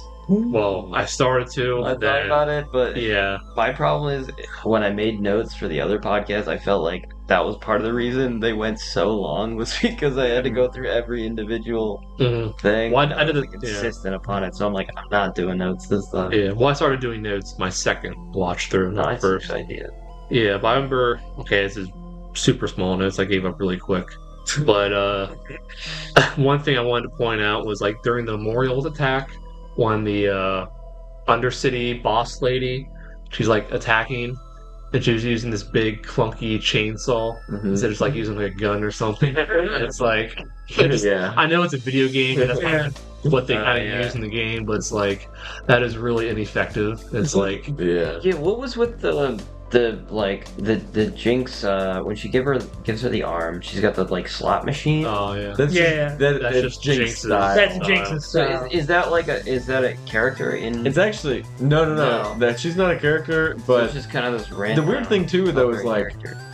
Jinx isn't associated. Like none of her skill. Like I can track where the things they have the champions do to specific abilities. Like Jinx, one of her passives is as she attacks, she gets like a really quick, or as she kills somebody or does something, she gets a really quick speed boost. And so you'll notice there's times in the show where she actually like moves inhumanly fast and does stuff other people can't. I associate that with her ability. The gambling thing has nothing to do with Jinx. Yeah. I don't know. Those It's just supposed to be like her It wacky was so design, I interesting guess. because it was such a specific thing to like give her like an arm with a slot machine and just It's- I mean, random abilities. It's only used in that happen. one scene. It's only Yeah, I think it's It was just a cool style. though, but I'm like, Yeah. that's very video gamey. Like, Yeah. probably, but it's not a video game. I know, Yeah. but like I think it's fit. I don't know anything about League of Legends. The character of Jinx in the show, that is exactly the type of Oh, for thing sure, she would yeah. They create. had built Yeah. up like her little gadgets she does, the paint, Yeah. the colors. So The paint it and makes the color. it makes sense, but it is kind of like Yeah, impractical. It was But just- it's Jinx. it Like was she's so not. style. Yeah, Yeah. It's impractical because that's what Jinx almost finds it funny. She doesn't. She has a very loose idea of reality. She's not insane like the Joker or anything like that, but she Well, kind she's of like Lady sees. Gaga. At certain At certain points, points she she is. is. Which In kinda season confused- one, it's a lot more kind of prevalent. confused me a little bit. Like I think it almost felt like they're going for like kind of a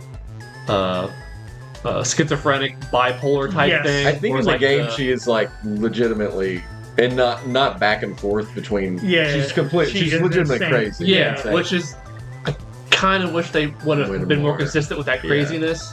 Because I here, think I felt like she had too many like scenes. by the especially towards the end of this season, it was just like it's just like a sane girl. Yeah, long it's like hair. she loses that craziness. she loses the craziness after Silco dies. Yeah, which is a little confusing because after she kills Silco in the first season, they have the scene where she deliberately chooses the Jinx chair.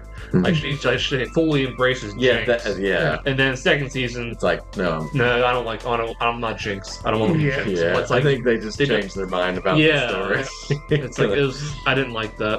I mean, I think I liked her character in this season, but I felt like it's not what I wanted.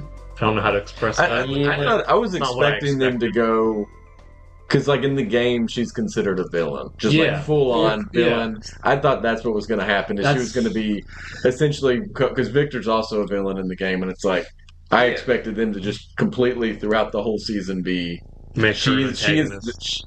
They turned her into the Joker, and Victor turned into whatever. That was a big thought that I had with this. Was when I said before, like they should have done 3 seasons. I'm like they should have done full Jinx villain season 2, and then do the redemption in season 3. Mhm. Like I feel like that would have worked. I think better for me, because I feel like her. Yeah, like it's just like these erratic shifts where it's like I feel like if you just spent the whole season like making her into a villain, it would have been really satisfying if you had a 3rd season where like you do the redemption arc. Mhm. It Like really that would have really felt like they had a discussion after season 1, at least after they were done writing it and making it, that they were like, are we going to make her full villain or are we doing this? And they just went with that because like yeah. even just the show as a show watcher, it would, I'm assuming, appear like Jinx is going to be the villain. And then anyone who knows the game, it's like, oh, they're showing us all these origin stories of like, because the only Victor you see in the game is the Victor who's like, you know, the transformed thing, and he has the laser. That's what you see in the game, and so it really seemed like they were building up Jinx to just be the game character, and so Yeah. they're like, actually, no, she's a normal person now. Like, I don't. She never was normal. She did kind of not have. She kind of killed all of her friends, Yeah. right? Because Yeah. in the first Possibly season, mentally disturbed. I feel like Yes. they do highlight it with the Echo episode where it's like this is Powder and she's a very different character from Yeah. Jinx. yeah, yeah, But the but point is that she was infected with the purple drink, sure. yeah, and then it's like that clearly showed that it really damaged her psyche. Like it Yeah. really pushed her over the edge. Right. yeah. It's like, so for me that implied, okay, Powder's fully gone. The Shimmer have just kind of destroyed That's her what they. mental Yeah, psyche. that's what I thought. Season 1. Yeah. and they even flashed her eyes purple a couple times in season Yeah. 2. But it's like, Yeah. Well, they do the thing with the gas, right? Where like the gas like actually like burns her eyes, and then she suddenly has like red eyes. Well, she's Yeah, always purple had eye. like purple eyes throughout this. No, Like, when they're like they, glowing like, at the end. Yeah, Yeah. Of season There's a one. few scenes like that. Like you always see, like whenever she moves fast, you see the purple Yeah, glimmer. yeah. But it's like, Yeah. I think even Yeah. in the episode where she sacrifices herself, it's like you can see a purple streak. Yeah. Assume that's her leaving, her escaping, or something. Yeah. So it's like they always show that she still has the shimmer, Yeah. but it's like it no longer affects her psyche. She's just back to being a normal person. No, I don't. The way I got it was at the end of season 1. She kills all of her mind friends, right? That's they never don't. implied that she killed all her mind friends. Yeah, they don't show up in season 2. That's my point, though. That's the point. They just do it. No, They just do no, it. They're just no. like, she's Jinx now, Powder's dead, and then they're like, actually, Yeah, so No, Mark, here's hold how on. it goes in the first season. She kills Silco, cries a little bit, but then she deliberately sits down into the Jinx labeled chair Mhm. and then shoots the building. Yeah. Which to me implies that, she's fully embraced Jinx, she's given up on Powder and all that stuff, and she's fully into the kind of villain arc. Okay. Yeah, but then I feel like the shift from after the terrorist explosion happens. That's the part I'm missing there is shit. Because I know Caitlyn goes after the Shimmer, right? Yeah. After the building explodes. Yeah, I'm not sure how long of a time frame it is between the two actions.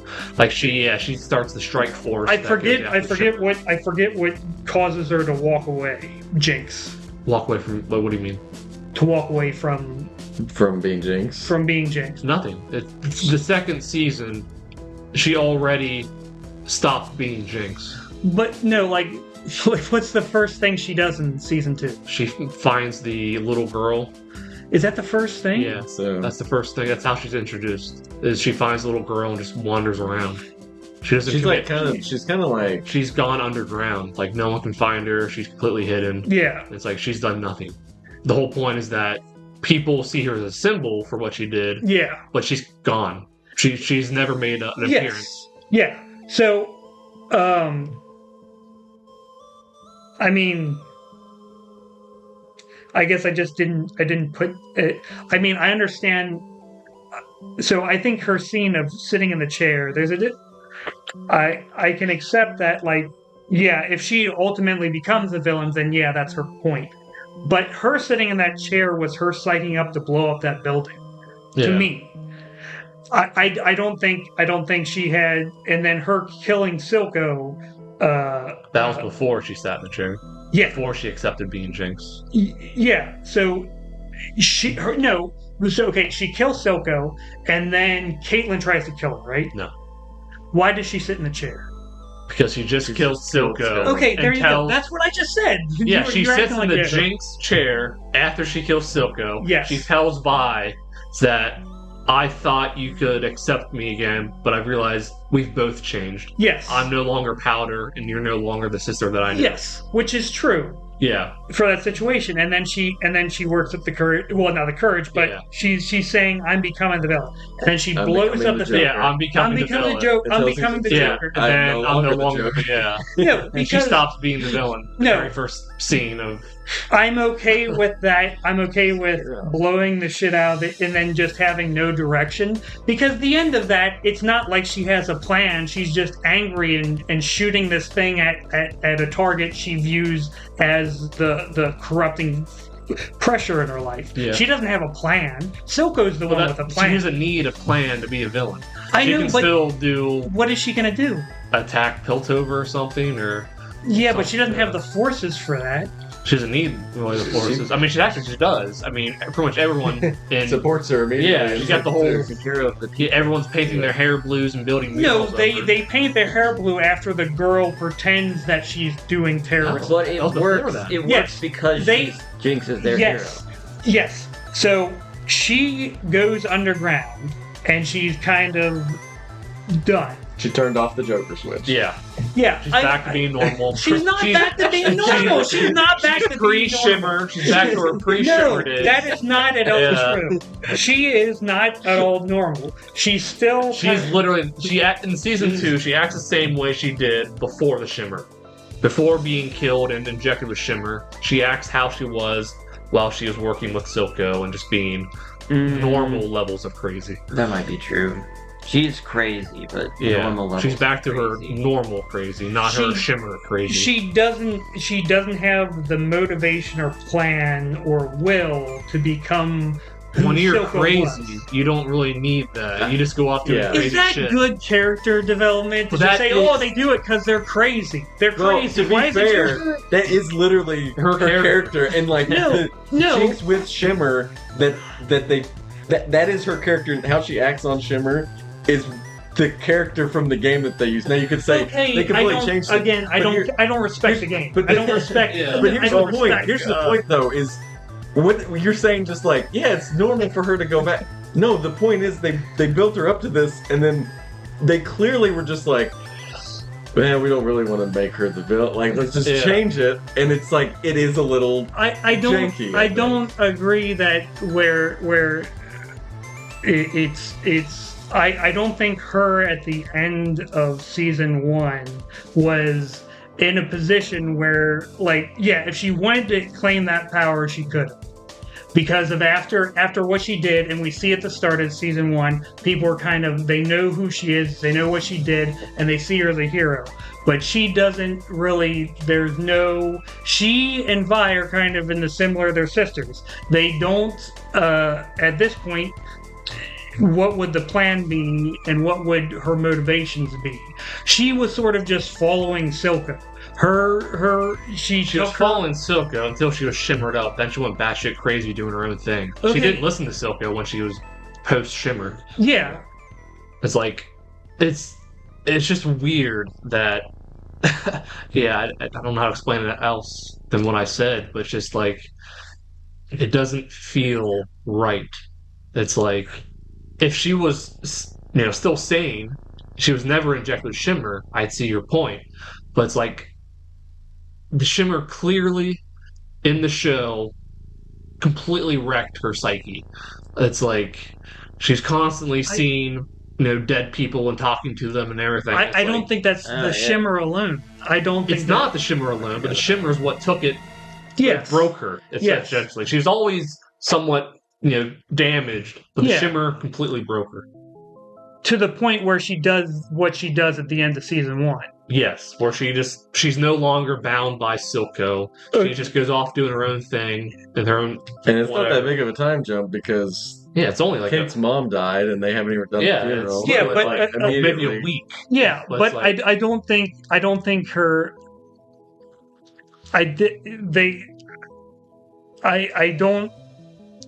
I think she was psyched up enough to commit that act. After she did it, there's no motivation for her anymore to do anything. It's not about motivation though. Like it's not. You can't just turn off that insane. I think the point. I don't think it was insanity. I think it was a logical reaction to what she was dealing with. She is dealing with being in this world that is constantly being oppressed. These people come in and screw with us constantly. They've now pressured us into a situation where I have to kill my father figure. No. These are the people that have No, she put her father figure in the position to die. Yes. Are you talking about Vander or Silco? Okay, so she was put in that situation because the Piltover people gave her father a situation where she might betray Jinx, Or and he might betray her. He might betray her, and in her mind, Silco might do that, and so that's what the whole her cherry. insane mind. Yes. That made her think that. No, it's not her insane mind that made her think that's logical. Insanity shouldn't be in stories. Insanity shouldn't just be like, oh, he's crazy, and that's why they're doing this thing. Why not? That's what she did though. Like to some extent, when you're seeing shit, like you can't just be like, oh, well, she hallucinated because it was schizophrenic because this. No, it's like okay. You can be Yes. You can do like there's a certain level of insanity that I feel like why wouldn't that work as a story element? I don't understand. I know it does work as a story element, like when she's dealing with the loss of her pretty much family, and they're coming back to haunt her as like voices inside of her head, and it's a bit schizophrenic, and she has these characters that are talking to her and doesn't, but just had a quick spell of schizophrenia. Her schizophrenia just left. She didn't want that anymore, so she just got rid of her schizophrenia. I don't like she's just broken and out. Just don't ever change the character. She's always. My point is that you take a schizophrenic person, and just let them go off on their own. They're not going to magically heal themselves. No. Yeah, they'll have quiet times. But she wasn't healed. Oh, she kind of seemed like it. Yeah. I mean, not entirely. Compared to that parts of season 1 where she seemingly embraced Jinx. She no longer had her schizophrenic, mindset. I mean, she talked to Silco, but I mean that's kind of like a normal loss thing where you talk to lost loved ones. But she never had any more schizophrenic visions or anything. Yeah. She was just back to pre-Shimmer. Very in charge of her faculty. What if she wasn't using Shimmer? What if she used less Shimmer? She was injected with Shimmer. That's what saved her. Oh, that's right. She was injected with it. I forgot. That's the whole. That's like. Yeah, I forgot that. Like they had a discussion where they're like, "We are changing. She is not going to be the villain." Yeah, it's like all her abilities are based on the fact that she's now a superhuman, Shimmer-based crazy person. Okay. That's why she can move so fast and do all the things she can do. That's why she can survive getting hit by the gauntlets and everything, because she's basically Shimmer. As a result of the Shimmer, and look at anyone else who has used. Yeah. Okay. Yeah. That's fair. I completely forgot about. Every single character that has been injected with Shimmer has gone insane. Yes. Except for Jinx, who only had like a 5. And why is that? Yeah. That's our point. Okay. It's like why is she the only one? They set it up to be like she is now. I forgot that the Shimmer is like constantly in her blood. Yes, it's a part of her. Yes, it's a part of her. I hate this season now. I forgot that point. I forgot that point. I just think it is, to me, it's like it felt like they were clearly going a path of Jinx is the Joker character for season 2, and then they're like, actually, we want to do the sisterly love thing. Also, bring their father back in, and it's kind of like that's why I hated 5 and 6. Turned it into a Hallmark film. Yeah. Cringe. What was it? The famous one recently, the Frosty. There's a famous Hot Frosty. Hot. I saw the trailer for that. It actually looks kind of funny. I didn't see the trailer. I know it looks like a legitimate kind of comedy kind of show. Okay, so where you like put it on. It's like kind of funny, like because he acts like Frosty. Like, you know how Frosty's like an idiot. Like he doesn't understand. Like, he's not supposed to walk around without clothes. He doesn't understand. Like, it's funny. So it's like it's almost like a comedy. Okay, I just saw that it was like the lady putting a hat or something on the hot. Yeah. Like, But it's got like who's the guy from The Office? The guy who Steve. No. John Krasinski. Oh, Dwight Schrute. No. The guy who starts out in the warehouse. Oh, the black guy who ultimately becomes Daryl. Robertson. That guy is in that movie, and he kind of plays the police officer. But yeah. His name's Robert Robertson. No. His last name's Keith Robinson. Keith, I think it is. Keith. Yeah, Keith Robinson. So that's anyway, yeah. But I did forget that she was completely injected. Yeah, that's why it's so like that is. I forgot about it. Crazy now, but I forgot the entire. I thought she just stopped taking it. I thought she's like, I don't have any motivation to keep on doing this. I'm not gonna take Shimmer. I'm gonna take a little bit. Like at the end, I thought she was like just. I forgot how the Shimmer got into her. I thought she was like a Scylla where she's injecting it into her. Yeah. Now that you reminded me of it. So I thought that was it was really bad, actually. Yeah, I thought that I misremembered and thinking like it was like when you take a lot of like meth Mhm. and so at the end she's just tweaking over on it. meth, Yeah. and then she'll be better at the after it slows down. But then I remembered it's not No, going to slow down. It's They used completely. it to save her life. It's in her bloodstream forever. Yeah, I forgot that. Okay, so Yeah. that's a fair point. That's real bad. Yeah. I mean, I think it was just like they clearly just did not want to do the evil Jinx route, which is weird to me. I know you don't care about the game, but like that is her entire character is like crazy schizophrenic person. Like they set it up perfectly, and I would get it if they like cleverly backed it up somehow. Yeah, but like it's if just very like nope. We just No. I took the skit like I know that the Shimmer worsened her insanity. Like she's very mentally unwell throughout the entire first season, right? She's very mentally unwell, and then the Shimmer kicked that. But I was saying before, I forgot that it's completely in her thing. So the ending, I forgot. I misremembered. I thought it was just like a meth episode where you take a lot of meth and you're like, yeah. and then she's tweaking, and then she, in her anger and her loss and in her high, she shoots the thing. I forgot that's in her system completely. So she was forever. basically dead after the bridge scene. The only thing keeping her alive is Singe's and they didn't and Shimmer mixture. Yeah, and they never explained why she was able to, be okay with that. So it's just kind of it's magic. Yeah. So that aspect is a fair point. That's big. That I misremembered. I value continuity above.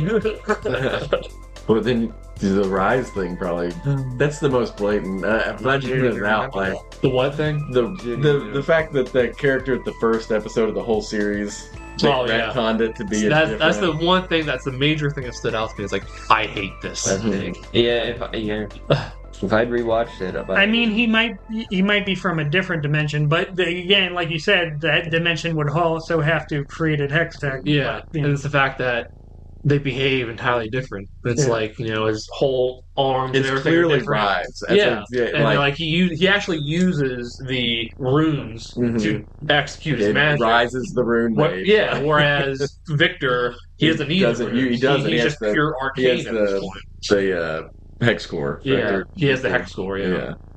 And I kind of wish I'd rewatched the. I did, and I completely forgot she got injected with Shimmer. I actually think I was looking at my phone because when you watch something, when you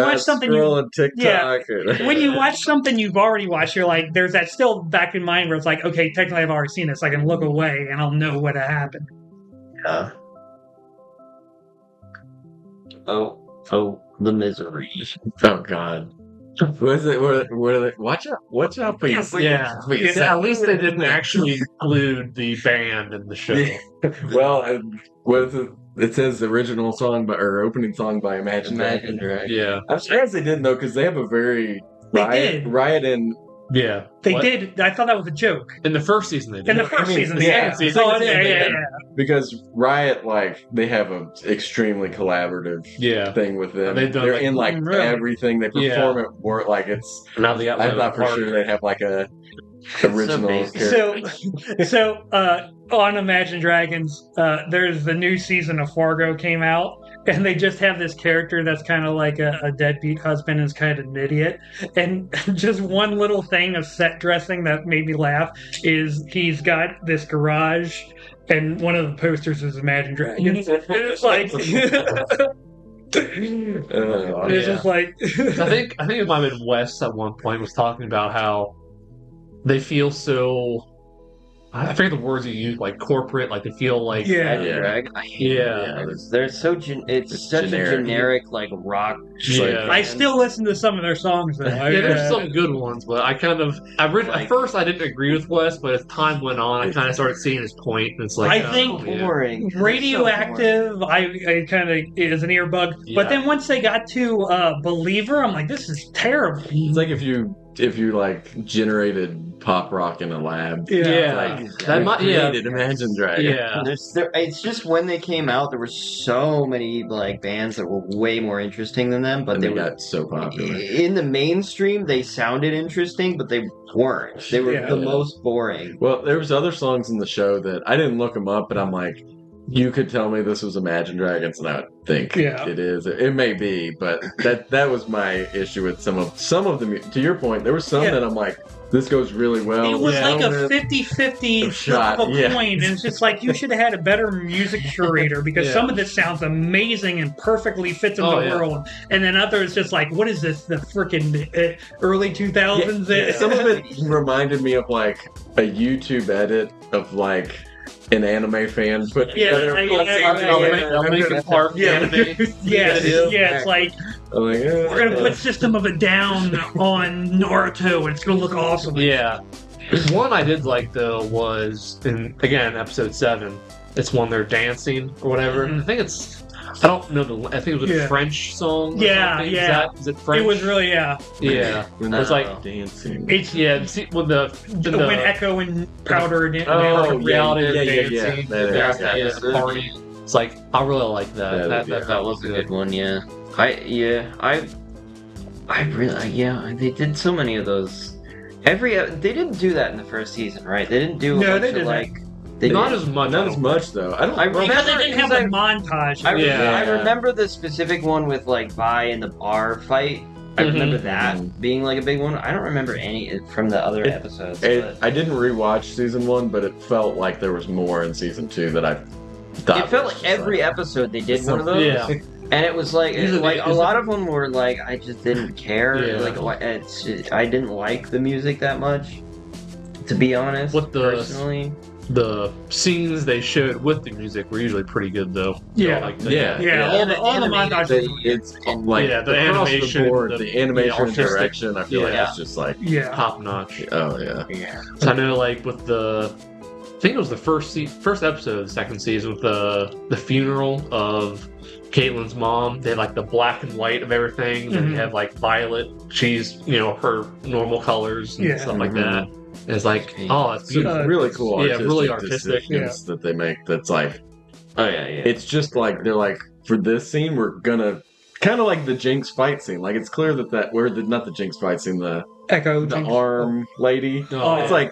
Oh yeah. Yeah, that's weird, but clearly it's sort of just I love that. It's really awesome. Really cool. Yeah. But it's really cool and like kind of off the wall. You can't take it. It's like I think I kind of when I was watching it, I thought of the because it is wacky to me, but it's like the West Side Story of like dance fights. Yeah, like this is just like an artistic, like weird, like I don't know. That's everything was beautifully done. Like I love. I don't know. It's like the bat rat guy with the mechanical arms, like his whole character and how he interacts with. That's the fight why scenes. I'm amazed that he's not a champion. Yeah, like that character design has to be like. Yeah, I loved his character. Like that, and he basically. It's like they put a lot of thought into his design and his fight, and it's like he dies. Like, But I like that they didn't actually kill him. It's not like they don't drag some of these characters on. It's like they have their purpose. Their purpose is done.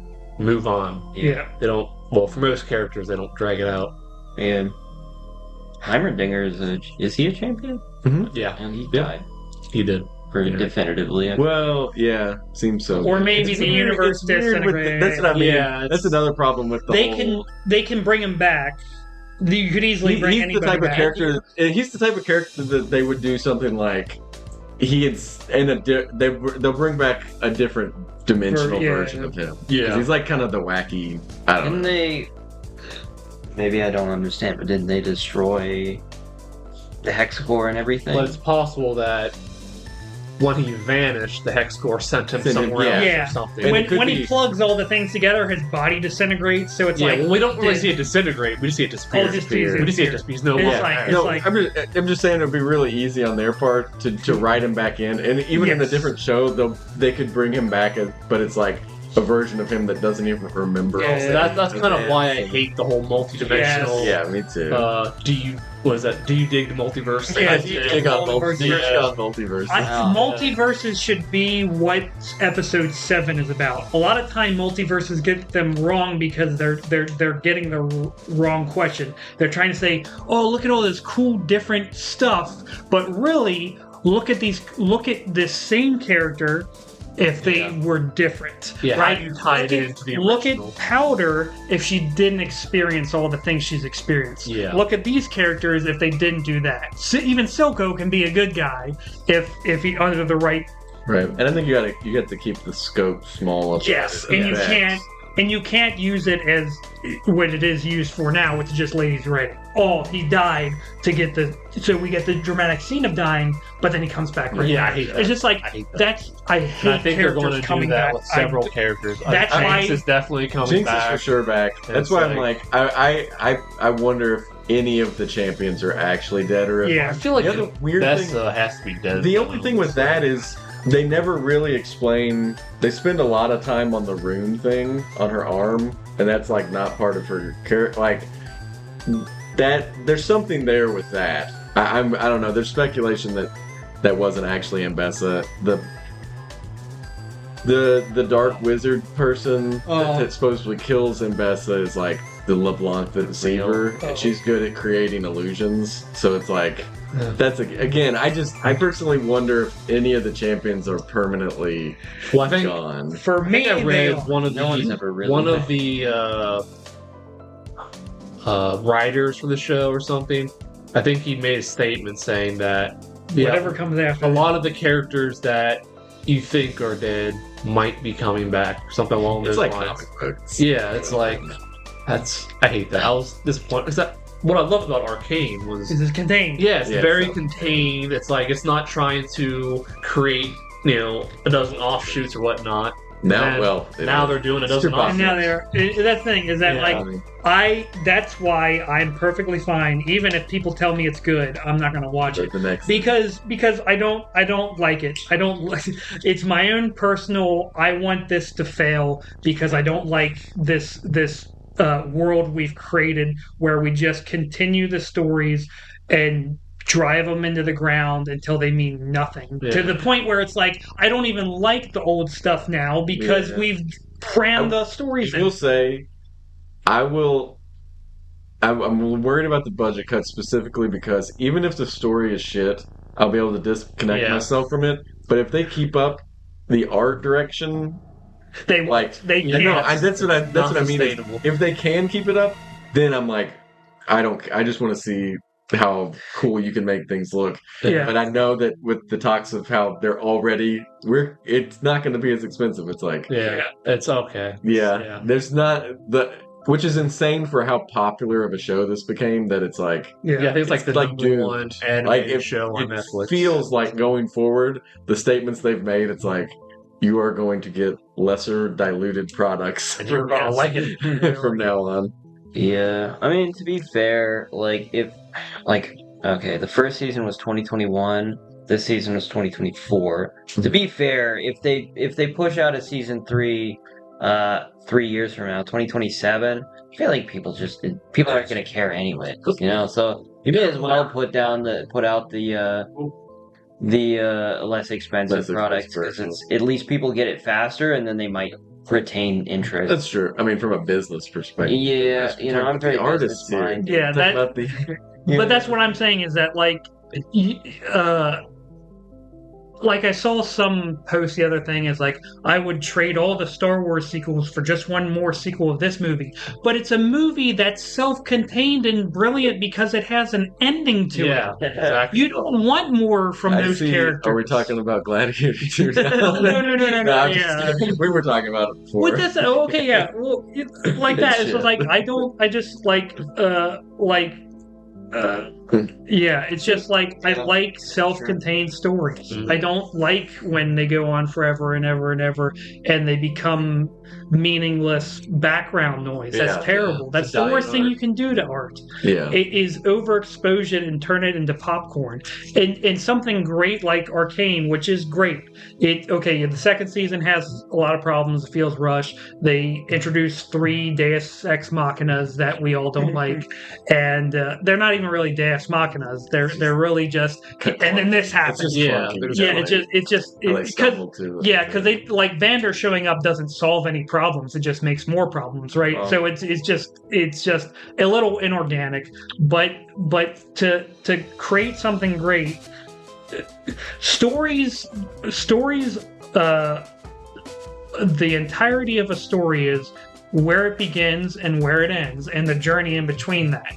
And if you don't have an ending, and if you don't say, and then we're going to leave these characters, then you don't have a story. If you just continue and continue and continue and continue, then you'll create stories that are just useless drama.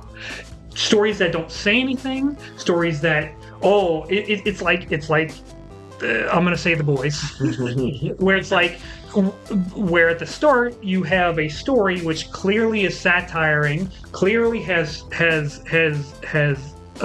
clear messages and things in society it wants to analyze, right? But then when you get to the 5th season and it's Butcher going, we need to kill Soups. Oh, now that I become Soups. Oh, and then we can't trust Butcher. Oh, now we gotta trust Butcher. And it's just soap opera. It's not. Yeah. The conflict isn't informing the message of the work. It's just conflict to have conflict. Yeah. Right. There's nothing. No analysis of humanity is being done. It's just endless conflict without any analyzing of any of it. And there's no longer any mystery or anything. Like there's nothing is left to the imagination anymore. Yeah. It's all being explicitly told to you. Yeah. It's like you need things to remain a mystery for you to. It creates a mythology of the work. That because you don't know the answers, you can create the story in your head. That's why I don't really mind the jumps in the second season, because I thought they were correct. Yeah. And I thought that they were they showed I don't need to see every step of the way. I can create the story in my mind, which is good writing, and it takes a good writer to have confidence in his audience in order to piece those things together. And a lot of modern works, they've removed all subtext, and there's almost no subtext now in a lot of modern writing. And subtext is the characters. A lot of modern writing is just the characters explicitly stating their wants and then trying to get those wants. And subtext is the way the characters talk, they're hiding a want. But the audience picks up on the want that they're hiding, so we understand the character. Like, I'll give you an example. In a movie, another good animated show that everybody should watch called Blue-Eyed Samurai, which is an awesome show. There's at the start of it, there's this princess or character that is talking with her father, and the subtext of this thing is this princess wants this higher guard to be put on her duty because she's sweet on this guard, right? The scene doesn't tell you that, but the way that it's written and the way that the shots of her reaction to it and her little trying to manipulate her father into getting that creates the subtext that the audience understands.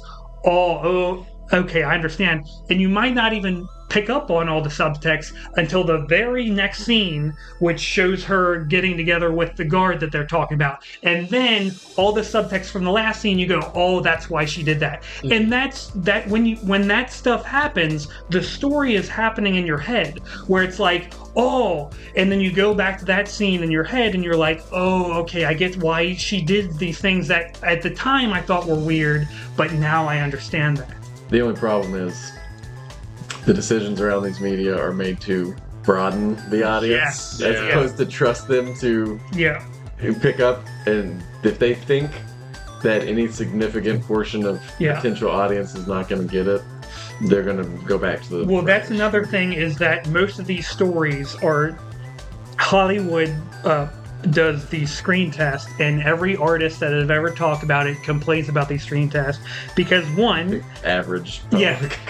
So it's the screen test. You know who goes to screen test? People that have nothing to do with their life that they can go to a screen test. Yeah. They do this as a job. They actually just bring in people These off are the people street. who are walking around the mall Yes. in the middle of a day. Yeah, and they're like, "Would you like to see this movie?" And then talk about it. You'll be able to see this free movie, and we'll pay you like $30. We'll give you free tickets. Yeah, we'll see you free tickets to a movie if you. It's like people that are doing nothing on like 2:00 and on Monday. Yeah. That's the people they're bringing in. People of the land. Yeah, no, people that Comic don't, clay. people that don't have jobs and do that. You know, morons. Yeah. Oh, there you go, Blazing Saddle. Yeah. But yeah, and then these guys come in there and they half watch the movie and they have no media literacy and they go, "Well, why'd this happen?" And then someone will say, "Well, you missed it because it's like," but then they'll take note, "Oh, this guy, if this guy missed it, then that means This percentage of our test audience did not follow this plot line. Yes. We gotta make some changes." yes." That means any dumb schmuck that comes in. And you know what? They're right. But Meanwhile, it's a better product. Like, seemingly as is, but Yeah. it It's just like doesn't. yeah, it's like I like to compare it to kind of like junk food, where it's like, okay, what you're trying to do is appeal to like the lowest common denominator, and you're trying to appeal to people across the board, but you're not like trying to make something good. You're trying to like make this thing that everybody will be able to, even the dumbest people in society will be able to like enjoy this thing. But it's like, it doesn't make for a great product. It really just makes it, like, widespread appeal is not it's not like it's not healthy to strive for. it really tastes good. Yeah, exactly. It's like a Mr. Beast video. It's the I'm going to call out J.J. Abrams. He's not a good artist. No. He's a terrible artist. He is awful. I like Star Trek. Bro, you 2009. haven't seen Transformers 8, you know. Well, yeah, but the reason J.J. Abrams is terrible is he makes Oh, wait, he movies. didn't do Transformers. No, that's Michael Bay. That's Michael Bay. Wait, what is J.J. Abrams bad? You did J.J. Force Abrams Awakens. is the first two Star Treks that they rebooted. Yeah, Star Trek Star 2009 was Wars not sequels. bad. Here's why. Into Darkness was bad. And then he did Force Awakens. But here's okay. That's Here's the my thing. point. Here's the point I'm going to make. I saw the first Star Trek. I sat in the theater. I'm like, this is amazing. This is amazing. This It is was amazing. cool when the ship shifted and they could walk yeah, on and I'm like, walls and shit. and I spent the entire movie enthralled, and then I saw the first Star Wars, and I spent the entire movie enthralled, and then I saw the second Star Trek, and I thought, bad. what happened in the first one? And I couldn't remember a single thing that happened, Yeah, and you know why? Because it's not important. Because it's all just popcorn But injected in at your the eyes. end of the day, I don't know if I'm getting cynical in my older age. Even like what movies I would consider artistic, I start to be like you look at the credits, and I know there's a director who's like responsible, but you see 10,000 people worked on it, and you're like, is this really a singular artistic vision? No, it's not. Did that guy kind of fuck the off point. during his job? And it's like, it's No. he half-assed this, but. And then you're like, oh, but the director has final say. Oh, but the director had budget concerns. It couldn't fit. It's like, I feel like it's just amalgamation of shit. And at the the end of the director day, is really important in the production. Yeah. It is how like the movie is shot and how it's put together. But look at it, they don't have final say Hold on. Yeah, if you don't have final say, then the director's not important. The director, the producer's more Also, important. you look at stuff like we were talking about earlier, behind the scenes shit, and you see a director like, yeah, we fucked up, and my smoke from my cigarette got in the scene, but like, and it's like, was that your artistic vision, or did you just have to go? Like, it becomes like this, like, I don't. Okay, let me. I'm a massive fan of artistic film, and I know you are as well. But I don't. The concept of the auteur is like, you know, when you got auteurs like Stanley Kubrick or things like that, where everything they do has to be perfect. Everything they do is still, their tools are people. That's what Martin Scorsese said. It's like, if you want to become a writer, you have a pen. If you want to become a sculptor, you have marble and clay.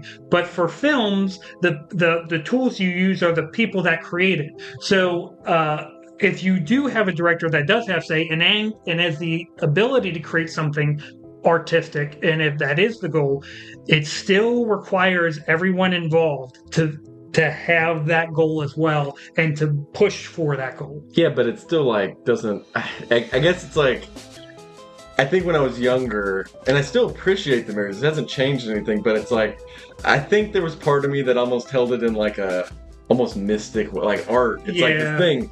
And the more you see how the sausage is made, and the more you see stuff, you're like, it's just like anything else. It's people coming together to do a lot of them probably just a job, and it's like, I don't know. There's some of the magic I think is lost as opposed to like I will say with singular like an artist painting a picture or a writer writing a book, I can see a little more direct. It's more like the stuff that I've considered like art, and that's not. I'm not even trying to say, oh, this is art, this isn't. But like watching a movie, I'm like, you know, this is all just part of the massive entertainment industry anyway. As much even like the smaller auteur films, it's like people have to get paid. The companies are putting up money for it, have to want to make their money back. It's like it's still an industry. That's what I mean. It's like the intersection of business and art causes so many problems with what I would consider like true like the artist ends up having to, even in minute ways, play by the rules of business, and it's like it starts to make me go, okay, like it's like a little less pure than I used to like believe it was, I think. Yeah, but so I'll give you an example. One of the great, I think the concept of what we call the auteur, which is it's this great director who everything they do is perfect and everything is like that. And to an extent, the guy who perfectly exemplifies that is Akira Kurosawa. Akira Kurosawa was a perfectionist in all of his art and everything they did. A little story, there was Tora Tora Tora, which was going to be a American and a Japanese production. So the Japanese side, they were going to tell the World War II story of Pearl Harbor, and they were going to shoot the Japanese side with a Japanese cast and director, and shoot the American side with American, and they brought it together. So they hired Akira Kurosawa, and then they fired him 3 months later because he wanted to get a specific shot for this ocean liner on this massive cruise ship that's for fighting in the seas, and he didn't like the lighting on it, so he had him paint it. And they didn't, and then they painted it, and he said, no, it's not the right color, so he painted it again. He's that much of a perfectionist. Now, that's the setup for what I was trying to say in the first place. He's that much of a perfectionist. One time, a person is asking him, "Oh, this shot is so beautifully done, and you stop right here, and it's so perfect, and it adds so much to the scene because of how this was you panned and then you stopped perfectly here." And he goes, "Yeah, I had to do that because there was a Toyota factory right over there, and we're shooting a medieval samurai film, so a Toyota factory can't be in the shot, so I stopped it right there." Yeah, that's kind of similar. I was going to bring up a story. Kind of is the band Supertramp. There's this recording of, I guess, a fan that called in and was talking about how this song or this album was like, I could tell what you meant by this, and the band just kind of chuckled and was like, oh yeah, that was like our fun album that like didn't do anything. It's like sometimes we mystify. I feel like as I've gotten older, I look back and I think, damn, I really like made some of that bigger in my head, like this mythology around art, and it's like, and not that it takes away anything from it, it's more on me of like, I feel like I've just lost some of the magic of So now you kind of have a common problem where you always hear people hyping something up, and then you watch it, and it doesn't fit to your your whatever. What do you imagine? You're what we call a dreamer, Shriver. Yeah. Yeah. Sometimes you just let go and take it for what it is. Yeah. Just don't hype anything up. Just enjoy it for what it is. But yeah, that's actually one of my favorite kind of pieces of interview. It just was like, oh, because the interviewer's so excited, and he's like, oh, it's so artistic, and you moved it perfectly. Like, and then Akira Kurosawa was like, yeah, we couldn't go any farther because there was a Toyota factory there in medieval Japan. It's like, yeah, it's like those little things. Which again, it's not a big deal, but it kind of comes back to Arcane with the like. It's like they're ultimately, even as much as we talk about the art style, and yeah, there's individual artists who got to put their vision, but it's like it's money. Like, And I do feel like Yeah. the first season, at least, the very least, was like, we have fuck you money. Yeah. Just make it, Yeah, go that's go true. balls to the walls. Well, that's- just do so what you can. That's Don't- always.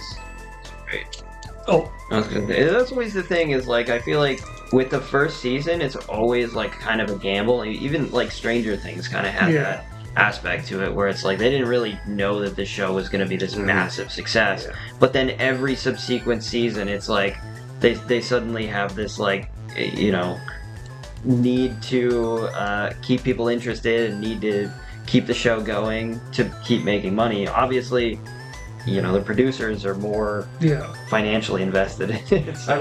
I would say Arcane's a little unique though, because Stranger Things, I'd imagine, especially being an unknown, Yeah. it was just like they probably had a budget they had to stick to that first season. Yeah. And like be more careful, whereas they've been on record about first season of Arcane, especially they were like, we will literally just spend as much money as we Yeah. need Because it to. was all largely in-house. They didn't have any publishers paying for it. It's like, that was their money. Yeah. So But it's like- getting back to your point of the kind of ruining the mysterious of art, isn't the resource allocation part of the artistic process? I guess. Because Spreadsheets are art. yeah, no, but that's the thing is that like I know. At the end of the day, artist has this discussion leads to the art is like you Yeah. can't whatever Yeah. define it. But every artist has restrictions on what they can and can't do, and sometimes navigating those restrictions is sort of the artistic Yeah. expression itself. Okay, then what about stuff that gets into Final Cut that the director didn't? Well, yeah. Again, I'm not really trying to make some big strong point about like what is or isn't art. It's more just like, and for me, I think I was pretentious when I was younger about like what art is. Like, I don't know. And I feel like seeing, similar to how video games, I feel like over the years have less of an impact on me than when I was younger, because I feel like I understand the systems behind them and how they're built. It's like movies over time. It's like you kind of see the bones and the stuff behind it.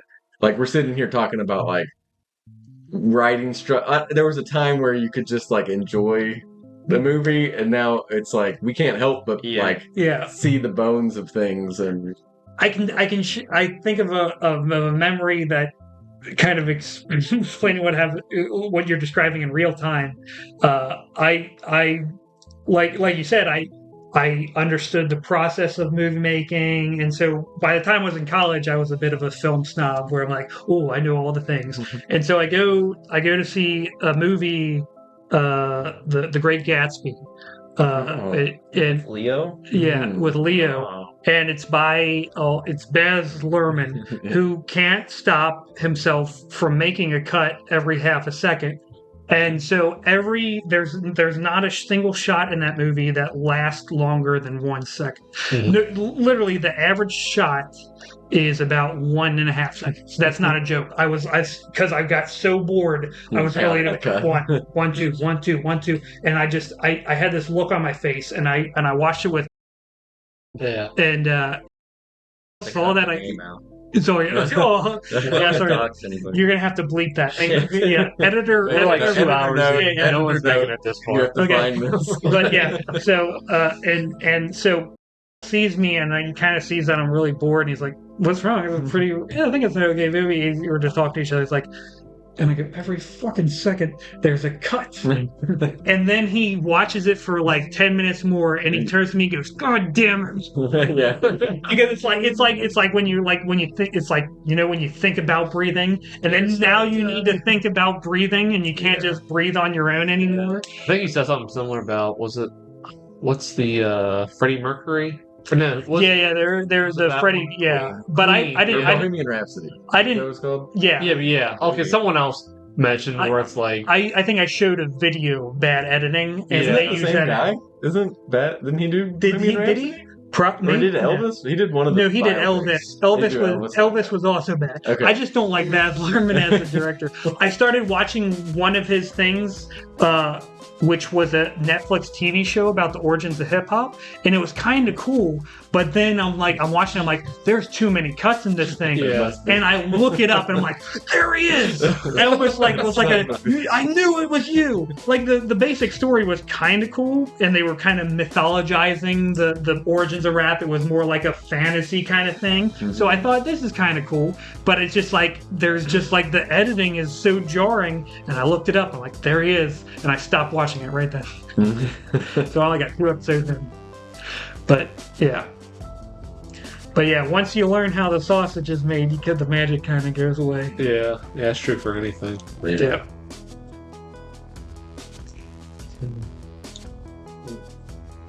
Trying to think what else happened in season 2.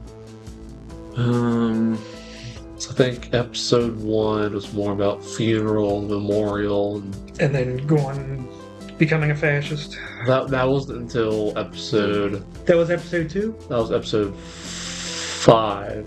I'm not talking about when Caitlyn gets the position of power. I'm talking about when she goes after the Shimmer with her. That's like episodes 2 or 3. 2 or 3. Yeah, and then say she was lost. She was staying away from that. No, yeah, she was just trying to get Jinx. They were targeting the Shimmer plans. Yeah. And anyone still loyal to Silco and whatnot. We made it back to Arcane. We made it back somehow. Yeah. Crazy. Like they were targeting specific points, but she was utilizing the air ducts that her mother used to clean the city, but she was kind of turning that around and using that to poison kind of specific areas to target the Shimmer and the underground leaders. Which, I actually kind of like that. Yeah. It's like, it's very targeted. The squad going after them, but they're using kind of, sort of chemical warfare in a sense. Yeah. Yeah.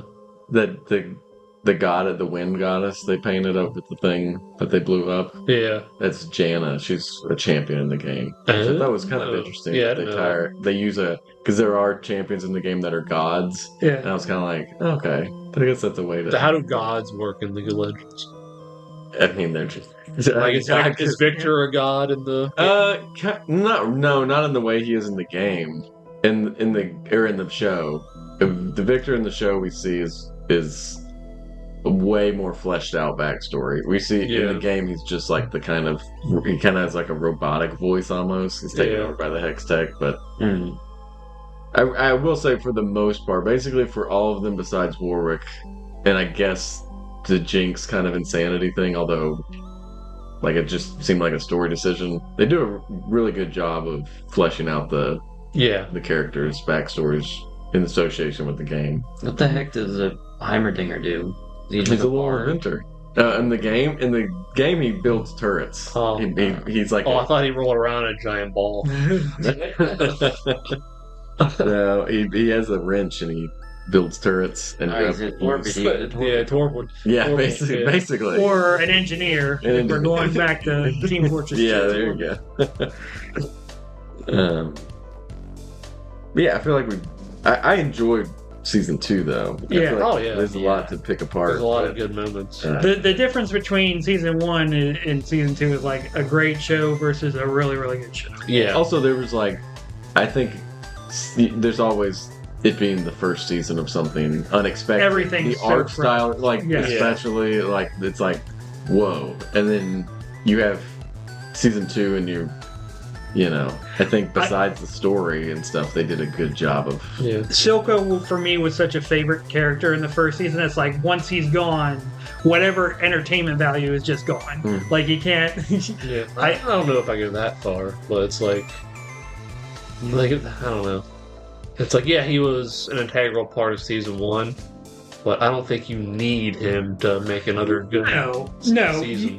But I get it kind of leaves, especially if you personally really like that thread. It's like there's a void that you're like, they have to do something. No other now. character going to Yeah, fill yeah. that void. And I don't see And them. nothing really fills that. Yeah. Yeah. So for me, it's like I'm okay leaving the void there as long as there's something else to, Mhm. you know, not replace it, But but to, you know, kind of shine the light on or whatever to kind of stand out. But I don't know if there's anything really this season that kind of did that though. It's like I mean, I feel like other than episode 7, this season was kind of dispassionate about his characters a little bit, but I feel like that was a choice, kind of showing. yeah. I don't mean dispassionate as in they didn't care about him, but they were able to hold them at arm's length without getting too interpersonal and things like that. Yeah. But I think that's a double-edged sword because again, because they didn't flesh out all the interpersonal stuff that was happening because they wanted to build bigger themes and bigger worlds and things like that. So would you say they kind of focused more on plot than story? Or They- kind of the reverse. But not plot, but I feel like the dispassionate aspect, I feel like maybe they wanted to do that in order to show how people can become a little bit colder and just follow the system because this show is very much about how the systems that rule people affect them and where we look for leaders, where we what we try to grab onto to give us motivation. And so much of this season is more about the systems than it is about the people, and that's why it feels the so. other thing is like Silco's like his relationships with Jinx especially, it's like complicated, and he's like he has a certain level of character to him that I mean I thought they did a good job with Mbessa, if that's her name. Yeah. Like a pretty good, like interesting character, but Victor, that style of villain where it's like, yeah, he has a little shred of humanity, but he's mostly there's no longer any you can't relate to him. Yeah, Yeah. it's tough the villain part of him is so just like cut and dry of what he's going after, what he thinks. It's like, and there is the part where it's like him and Jace, and obviously he uses the dimensions to go back, but it's like it's so small. It's like the character, like Victor's kind of as a villain, just feels very like not that interesting because it's. It's just this plain thing. Whereas Silco, it's like there's more to it. I feel like. But so with Silco, he's human, and with Victor, it's about the shredding, the completely just losing humanity, and the world he's trying. We've seen this. I was just gonna say it's a very common. Yeah, we've seen this a million times, where it's every character that's a hive mind character. Would be the perfect world. Yeah, this would be the perfect world if everyone follows what I do, which is pretty much strip your humanity. Strip your humanity. But yes, the world he would create would be a functioning world, but there would be no actual real people in it, Yeah. and there would be no violence. They were just all his puppets. Yeah, they would just without be any sort of free will. Yeah. No ambition. No. It's like the Borg. Yeah. I don't watch Star Trek. Or if you're a Calvinist Basically. God. Yeah. Yeah, it's true. I was disappointed at the end when they didn't say we're gonna form a league. Yeah. I've come to And talk then- to you and- about the And then Vi looks at Caitlin and goes, "Wait a second, what did you just say?" That's literally how fantastic. and then Mel said, "I'm an Arcane too." Yeah. It's Arcane in time.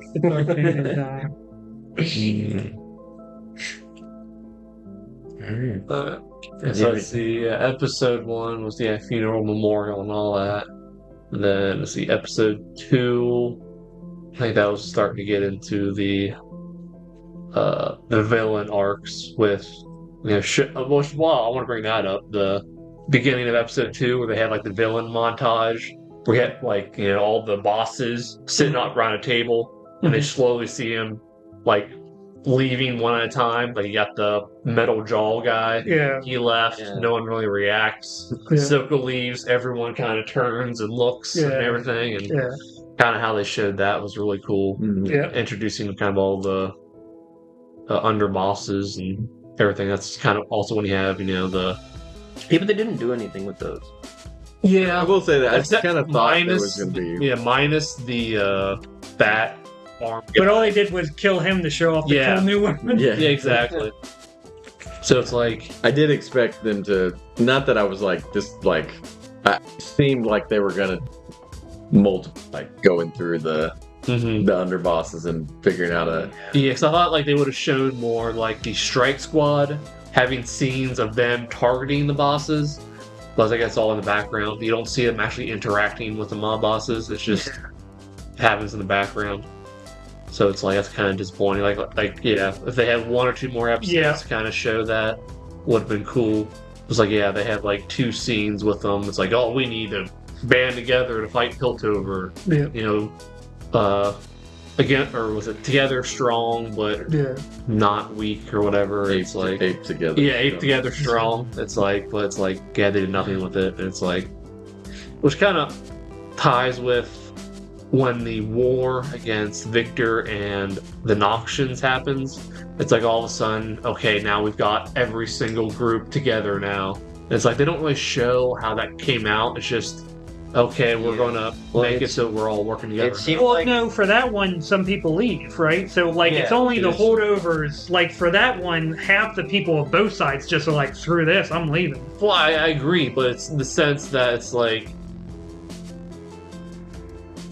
it's kind of confusing how the people, the Zonian, what's Zon? Zon is Yeah. the Undercity. Yeah, but it's like how Zon, all the people there is like, yeah, we're gonna believe Jace now. We believe that there's this. it was only because Jinx magical- came back, right, that they decided to join. But Jinx was not part of any of that talks. She Yeah, was she didn't have any long power. gone at that point. The last time they see Jinx was when she broke them out of jail, Yeah. and then half of them get murdered by Vanderbeest. Right, but they initially weren't gonna be part of the conflict, but it wasn't until Jinx flies in with her balloon that they join. Well, no, because they show scenes back. where some of the Yeah, some- Zonians. Are already fighting. Yes, with yeah. I thought, Yeah, like- but they were one of the first to like bow out when they were like when Jace was like discussing it, right? Yeah. Yes, but they also see scenes where, like, that one, I think the one tattoo guy, like, you see him, his family goes on the hex gates, but he stays behind, and then he's working as an enforcer, fighting Noxians. Yeah. You see some of them, but then... But that the thing with that is that, like, half of them said no. Right. Yeah, so it's not like the whole entire Undercity was. It's just like some of them believed that there was going to be mutually assured destruction, and they live in the Undercity, so they don't want it blown up. Right. Yeah. So it's just. I guess my mutually- point is that I would have liked like a small scene to showing who actually went out to tell the Zonians what's going on. Like all they do is show us that they're all now in a meeting, but how did that meeting come about? It's like they didn't really. They just needed the lady with one arm should have done something. Yeah, but when did they talk to her? Like, how did they find her and talk to her? Yeah, I How does assume all- Jace was the one that put all that together because it was his meeting. Really? Yeah, he probably just sent word, "Hey, I don't think- underboss has come up." Yeah, and I don't think Jace is an especially controversial figure that they wouldn't talk to him. Well, I mean, some of them he is. I mean, he's one who kind of. Didn't he lead a strike in the first Yeah, season? he's the one who attacked the Shimmer plant and killed the one underboss's son. That's why she went after him to chainsaw the memorial. Which, hey, just take a gun to him. Right, you're standing right behind him. Alright. Why take this big clunky chainsaw? Fair enough. Fair enough. Yeah. I don't remember. So it's like, yeah, some of them did hate him because I mean, he's. for sure. I mean, the people of Zon. He looks cooler. Yeah, but he did look pretty badass. Yeah. But it's the fact that without the hex core that Jace built up, Piltover or Zon was better off before that. And then when that came, Piltover became like super wealthy, powerful, and then Zon got even poorer. Yeah. So it's like he was kind of the cause of most of their misery at that point. Oh, Watch out for yourself. Watch out for yourself. But maybe, I don't know, maybe they didn't actually know that. Maybe Jace is still kind of a hidden figure or something, I don't know. This isn't like a critique, but did they have scenes where like Jinx had this giant airship hidden away somewhere? No. It just kind remember of. that. Yeah, I guess Echo and Jinx No, did that. it's in this lair. That's what I was wondering if Was I it? missed a scene. It's in the The lair. airship is? Yeah, it's always been in the lair. Okay. Oh, That's I what thought that was like a giant fan that just. No, there's a Pushed giant air. fan, and then above Was it there a is balloon a on top? balloon. Okay. Oh, I had a okay. feeling I missed. Yeah. I was like, Yeah. I'm pretty sure they would. Because it did look like the blades that she was always on, Yeah, but I never saw like the balloon. or maybe you were right. The blades are the end of the ship, and maybe but when they do an upper shot of her lair of like the little cylinder Yeah. place, you can see the balloons. Okay. Oh, okay. I had a feeling when she came flying, and I was like, I'm sure I missed something. They didn't just give her like, Yeah. a super ship. But like all the big airships they use throughout the series, like I guess it's implied. Maybe Mbessa gave them the airship or something. It's like, how did the underboss have access to the giant airship that they use to crash Memorial? It's like, where do they get that at? I mean, yeah. It's like I guess it's Hijacking. implied that they have their own ships to Or they send can- off their shimmer to other areas or something, but Yeah, because Looks they were smuggling the shimmer on one. yeah, of the but I ships thought it that was started. implied that like they didn't have their actual own airships; they just kind of smuggled it on over. others. But Yeah, I'm not sure. 'cause, I mean, I think it was a massive warship that they had just for that memorial. Yeah, that's true.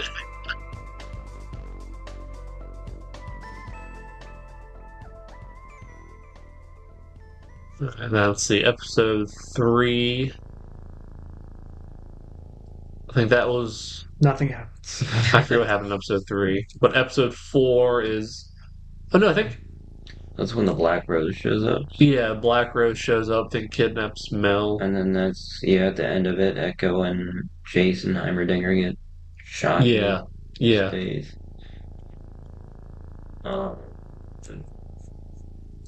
Then of Oh, course, that was isn't that the one where they fight with Jinx? I thought that was.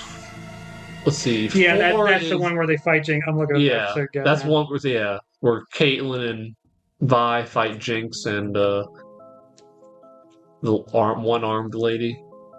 One-armed woman. Yeah, I can't. I mean, she's a great character, but I can't remember her name. Yeah. I bet it's in here. Is it Sepka? Sepka. Sevik. Sevika. Sounds vaguely familiar. That could be. Yeah. That means it. And then, Yeah.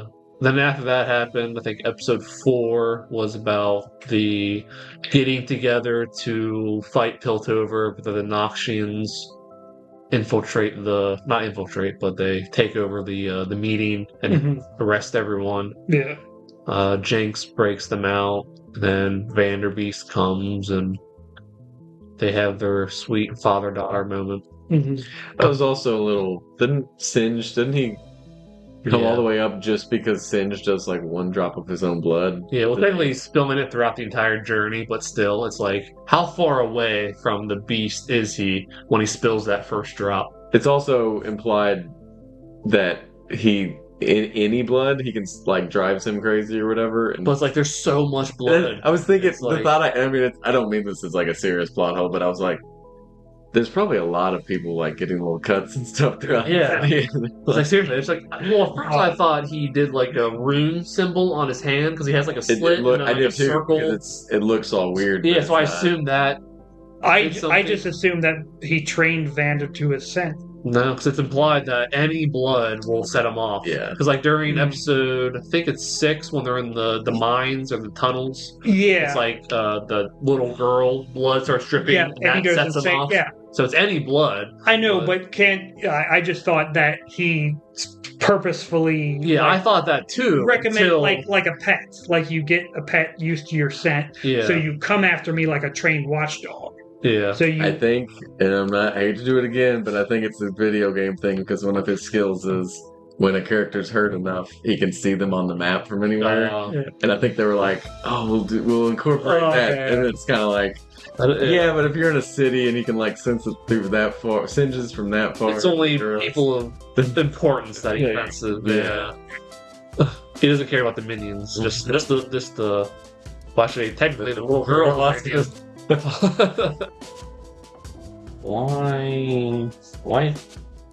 why was Singe there? Is there like a reason that he got taken? He wanted to. He's also Victor's. He's Victor's his mentor. professor. Yeah. But Yeah. the reason he did that, he wanted to get captured to show off his beast to Mbessa, so that she would help him achieve his Mhm. goal. Yeah.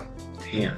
Yeah. That's Singe crazy. is he's pretty cool. Yeah, but I think I read someone talk about how in League of Legends, like his whole thing is that he just runs away all the time, shooting, That's his gameplay. farting on everyone. Yes. Yeah. So it's like I was waiting for him to reference any of his. They didn't really do any of his game skills, but more of his lore.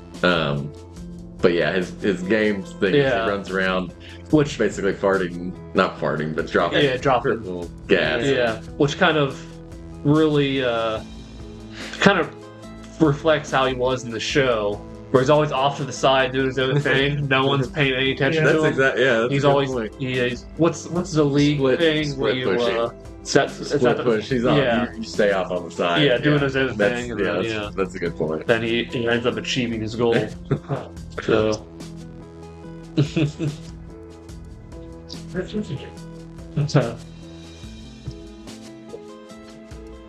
Let's see, fine. What was? Well, I was going to say, I know It's like a girl, because when he said like she's they were, dead. well, yeah, they were asking her like, "What's wrong with her?" And he's like, "She's." I think it was for dramatic. It was She supposed to just be like is dead. she looks pristine, Preserved. and you're wondering if she's in like a coma or he's doing experiments, but he's just basically. She's literally just dead. She, Yeah. she She's dead. died of what? I don't. I don't think it's I ever- don't think they say it's in the never show. explicitly I mentioned, think they right? maybe mention it in the lore, but I don't remember it. They're just trying to just cure death. Yeah. Yeah. My head canon is that during one of the experiments, something killed happened her, and he killed her. Yeah, that sounds. Yeah. Right. They never explain it. They don't. Yeah. That's my head canon. What's that stuff he like injects in? Oh, okay. Stuff that That Jinx answers was. that Yeah. question. He also Moving Singe, on. He does create Singe something- has like his blood itself is also like a bunch of fucked up chemicals, so he uses that on. Yes, I think that's what he injected into the beast to like Yeah, give it to- life. Yeah. To use his own blood, which cause What? Why? Huh. So he? Okay. He was making the beast as a weapon to impress Mbessa because he needed her to get Why did access he- to why did- Hextech. Why did he turn it into a beast? How did it become a beast? because it was the wolf that he Those captured, wolves, the two-headed wolf. So he pretty much infused the wolf with Vander and his own blood or something. and then changed his name to Warwick. And Yeah, said, Okay. "Whoa." Damn. yeah. There's so much lore. So Black Rose is a person or it's an It's an organization? organization. Yeah. So why do we Black only see Rose like Cabal. one? Well, we don't. We see multiple, but it's like she inhabits multiple bodies or something. It's like Well, yeah, the LeBlanc, her exact powers aren't really known, but in this case, she's an illusion kind of magician. But she's the leader of the Black Rose Cabal. I see. I can't. Why do they want the best? They're enemies. They're fighting. There's like 3 parts of Oh. Noxus that are different groups that are all kind of vying for control within Noxus. So it's like the Black Rose Cabal. Then at the end, if you remember that Raven with the 6 eyes total, it's like above the. That's another champions kind of thing, and he's part of another head of Noxus, and then there's one more, and so it's kind of like again, it's like they already announced they're not continuing Arcane, but they're setting up all these threads. that's for what like, I didn't like. It's like you're clearly gonna do something and just Yeah, they- not call it Arcane, but be like you follow the same. Yeah, well, I think they said that the magical entity that the magical entity that Arcane is, it's like every region has its own name for it. They're probably going to use that regional name for For each the new season or season. something. Like instead of calling it the Arcane, they'll call it like Whatever the yeah, yeah. the Ether or I don't know, something. But yeah, I think they spent too much time trying to set up future shows than they did. They would have spent that time with Yeah, self-contained. just keeping. Yeah, they didn't need to go Yeah, that route of trying to tease yeah, additional stuff. But the Black Rose Cabal, like, my understanding would be that Nabessa was trying to, or Ambessa was trying to, was gaining too much power within Noxus, and it was like, that's why she was also trying to get that weapon, because she was vying for power, so. You can't have the cheat.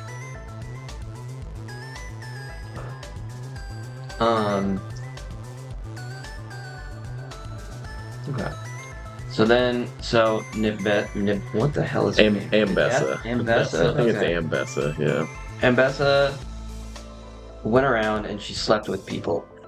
And then she had a son. Okay. Well, yeah. She had She had a son, and then she the Black slept Rose with took the the Black Rose son. person. But the Black Rose was like expecting this person to have powers. Yeah. Okay, but the son didn't. But she did. Mel did. I thought she implied that she knew that Kino would. I think she always knew that Kino wasn't gonna have. Who knew that? The Black Girl. the Ambessa. She knew that the son didn't have it. But I thought trying to birth somebody with powers? I don't know. I think she was. It's implied that she's always seeking new weapons. Yeah. That have a child that has the mage power. It's supposed to kind of betray her like motherly.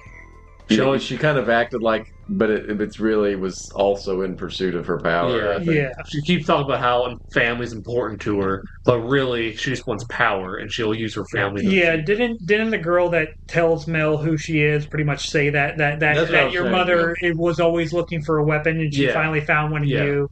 I think it was something along those lines. Yep. Which, I mean, really fits her character with all she's done in the show. Yeah. So.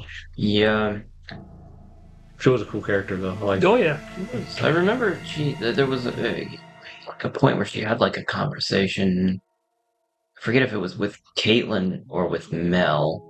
She was like talking about all the sacrifices like she had to make and like how difficult it was to. Yeah, I think it's their Mel. I think it was Mel. She talked about how I carried you in my belly for 9 months. Yeah. Classic mother move. Yeah. Classic mom move. I was like, yeah. Pretty cool. What's yeah, I felt like if they were kept Mel without her superpowers, they never expanded on that, and they just kept Ambessa kind of by herself, then they could do the Mel stuff and future stuff. They did the classic stupid trope of like someone finds powers instantly is like then she's like amazing at it. Really good. Like I know the one she's beginning to believe. Yeah. I hate that. What's sad, because I really love Mel's character. Like, but it's like, okay. Like when she, again, not a huge. She did the magic through like the whole reveal. Like the shield pops up, and she does the magic from behind a door very far away. I kept thinking, how long was she standing behind that door, waiting for that? Like, okay, it's like, yeah. True. Yeah, I was thinking the exact thing. It's like she has the whole dramatic door. Has her ear up to the door. Like is she in trouble yet? Let me. Yeah. Mm-hmm. That said, that was a cool shot though. Yeah. Which is, I feel like a lot of times they went for the cool factor without caring about kind of like what that means. That's okay. I really you know what I think modern audiences can't stand that I actually love is the concept of not melancholy, not camp. What's the word I'm trying to think? Schlock? Melodramatic. Melodrama.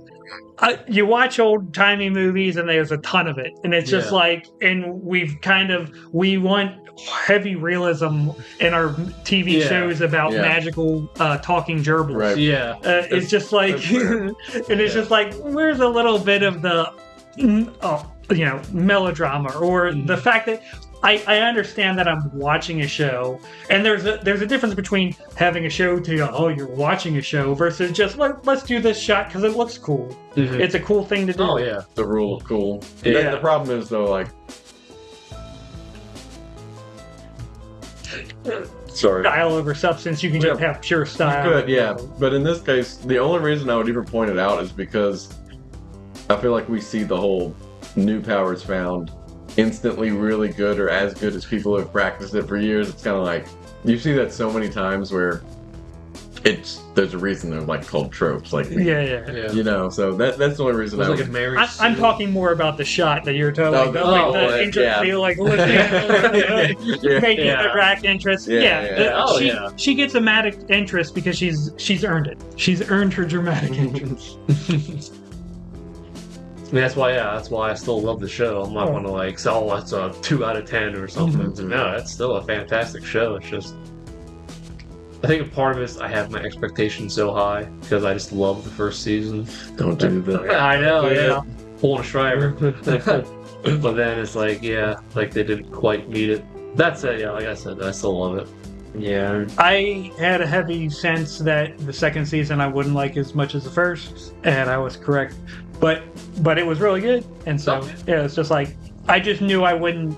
That like Shriver said, there's so many things where it's like I discovered the show. I didn't know anything about League of Legends. I just heard the show was relatively good, and I didn't hear a rave review. I just heard some in passing people were telling me it's good, and then I watched it. I'm like, oh, everything is new. This world it creates, the story and the characters and the roughness and the violence of it all. I loved because you know there's nothing to compare it to. It creates its own world. Well, a world that's based off a video game, but either way. It's like even if you go ahead, Wes. Oh well. Yeah. Oh, I was gonna say like I forget what was it? I think even if I ignore like the entire story aspect of it, I still just love the mastercraft of the animation. Oh yeah, It's like, Yeah, I it's love gorgeous. what they've done with that, just Gorgeous. top notch. Like I've already mentioned, like how the skin is manipulated and everything, and the detail they put into that, and all the different styles they have, like the montages and. I like how sometimes they'll even like do things like draw. You can tell that like sometimes when the dust effects, they're 2D dust effects, but they're in a 3D world, but they look really good. So it almost looks like an anime because it's that dust effect is someone drew that dust Noticed effect. that. Yeah, And it's just it's a 3D world, but some 2D artist animated that dust effect, and it looks amazing. those damn French people. French are amazing at animation now. Do we have to like end this in a special way or? No, No. Bye. That'll be our signature. Just ends. you're not gonna. You're gonna end it at the end of the Arcane discussion, right? You're gonna go. I thought you're gonna cut the last 2 hours out. That's because a I'm gonna cut it at the part quality. where I made the League of Legends joke, where they were like, "Oh, we're gonna I know. cut it there." That's the worst part to end it all. Okay, fine. I'm not gonna cut it there. Editor's note: don't cut it there. I'm just kidding. Editor's You can note: end it keep wherever you everything in. Put a picture of a burger. No, put a rat spinning. it's what the kids like now. See, I don't want to. No, we can't make it a rat though. You gotta have something else. Yeah, it's already been done. Been done. Okay. We're gonna think in real time before he ends.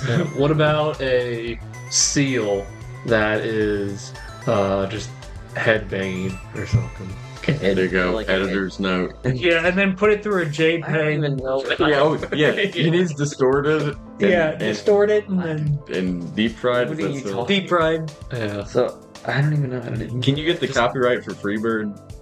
Wait, no, No, Freebird's probably not the original. We need. I can. Oh, just use the Imagine Dragons. That's. But yeah, add in your own lyrics as like a parody.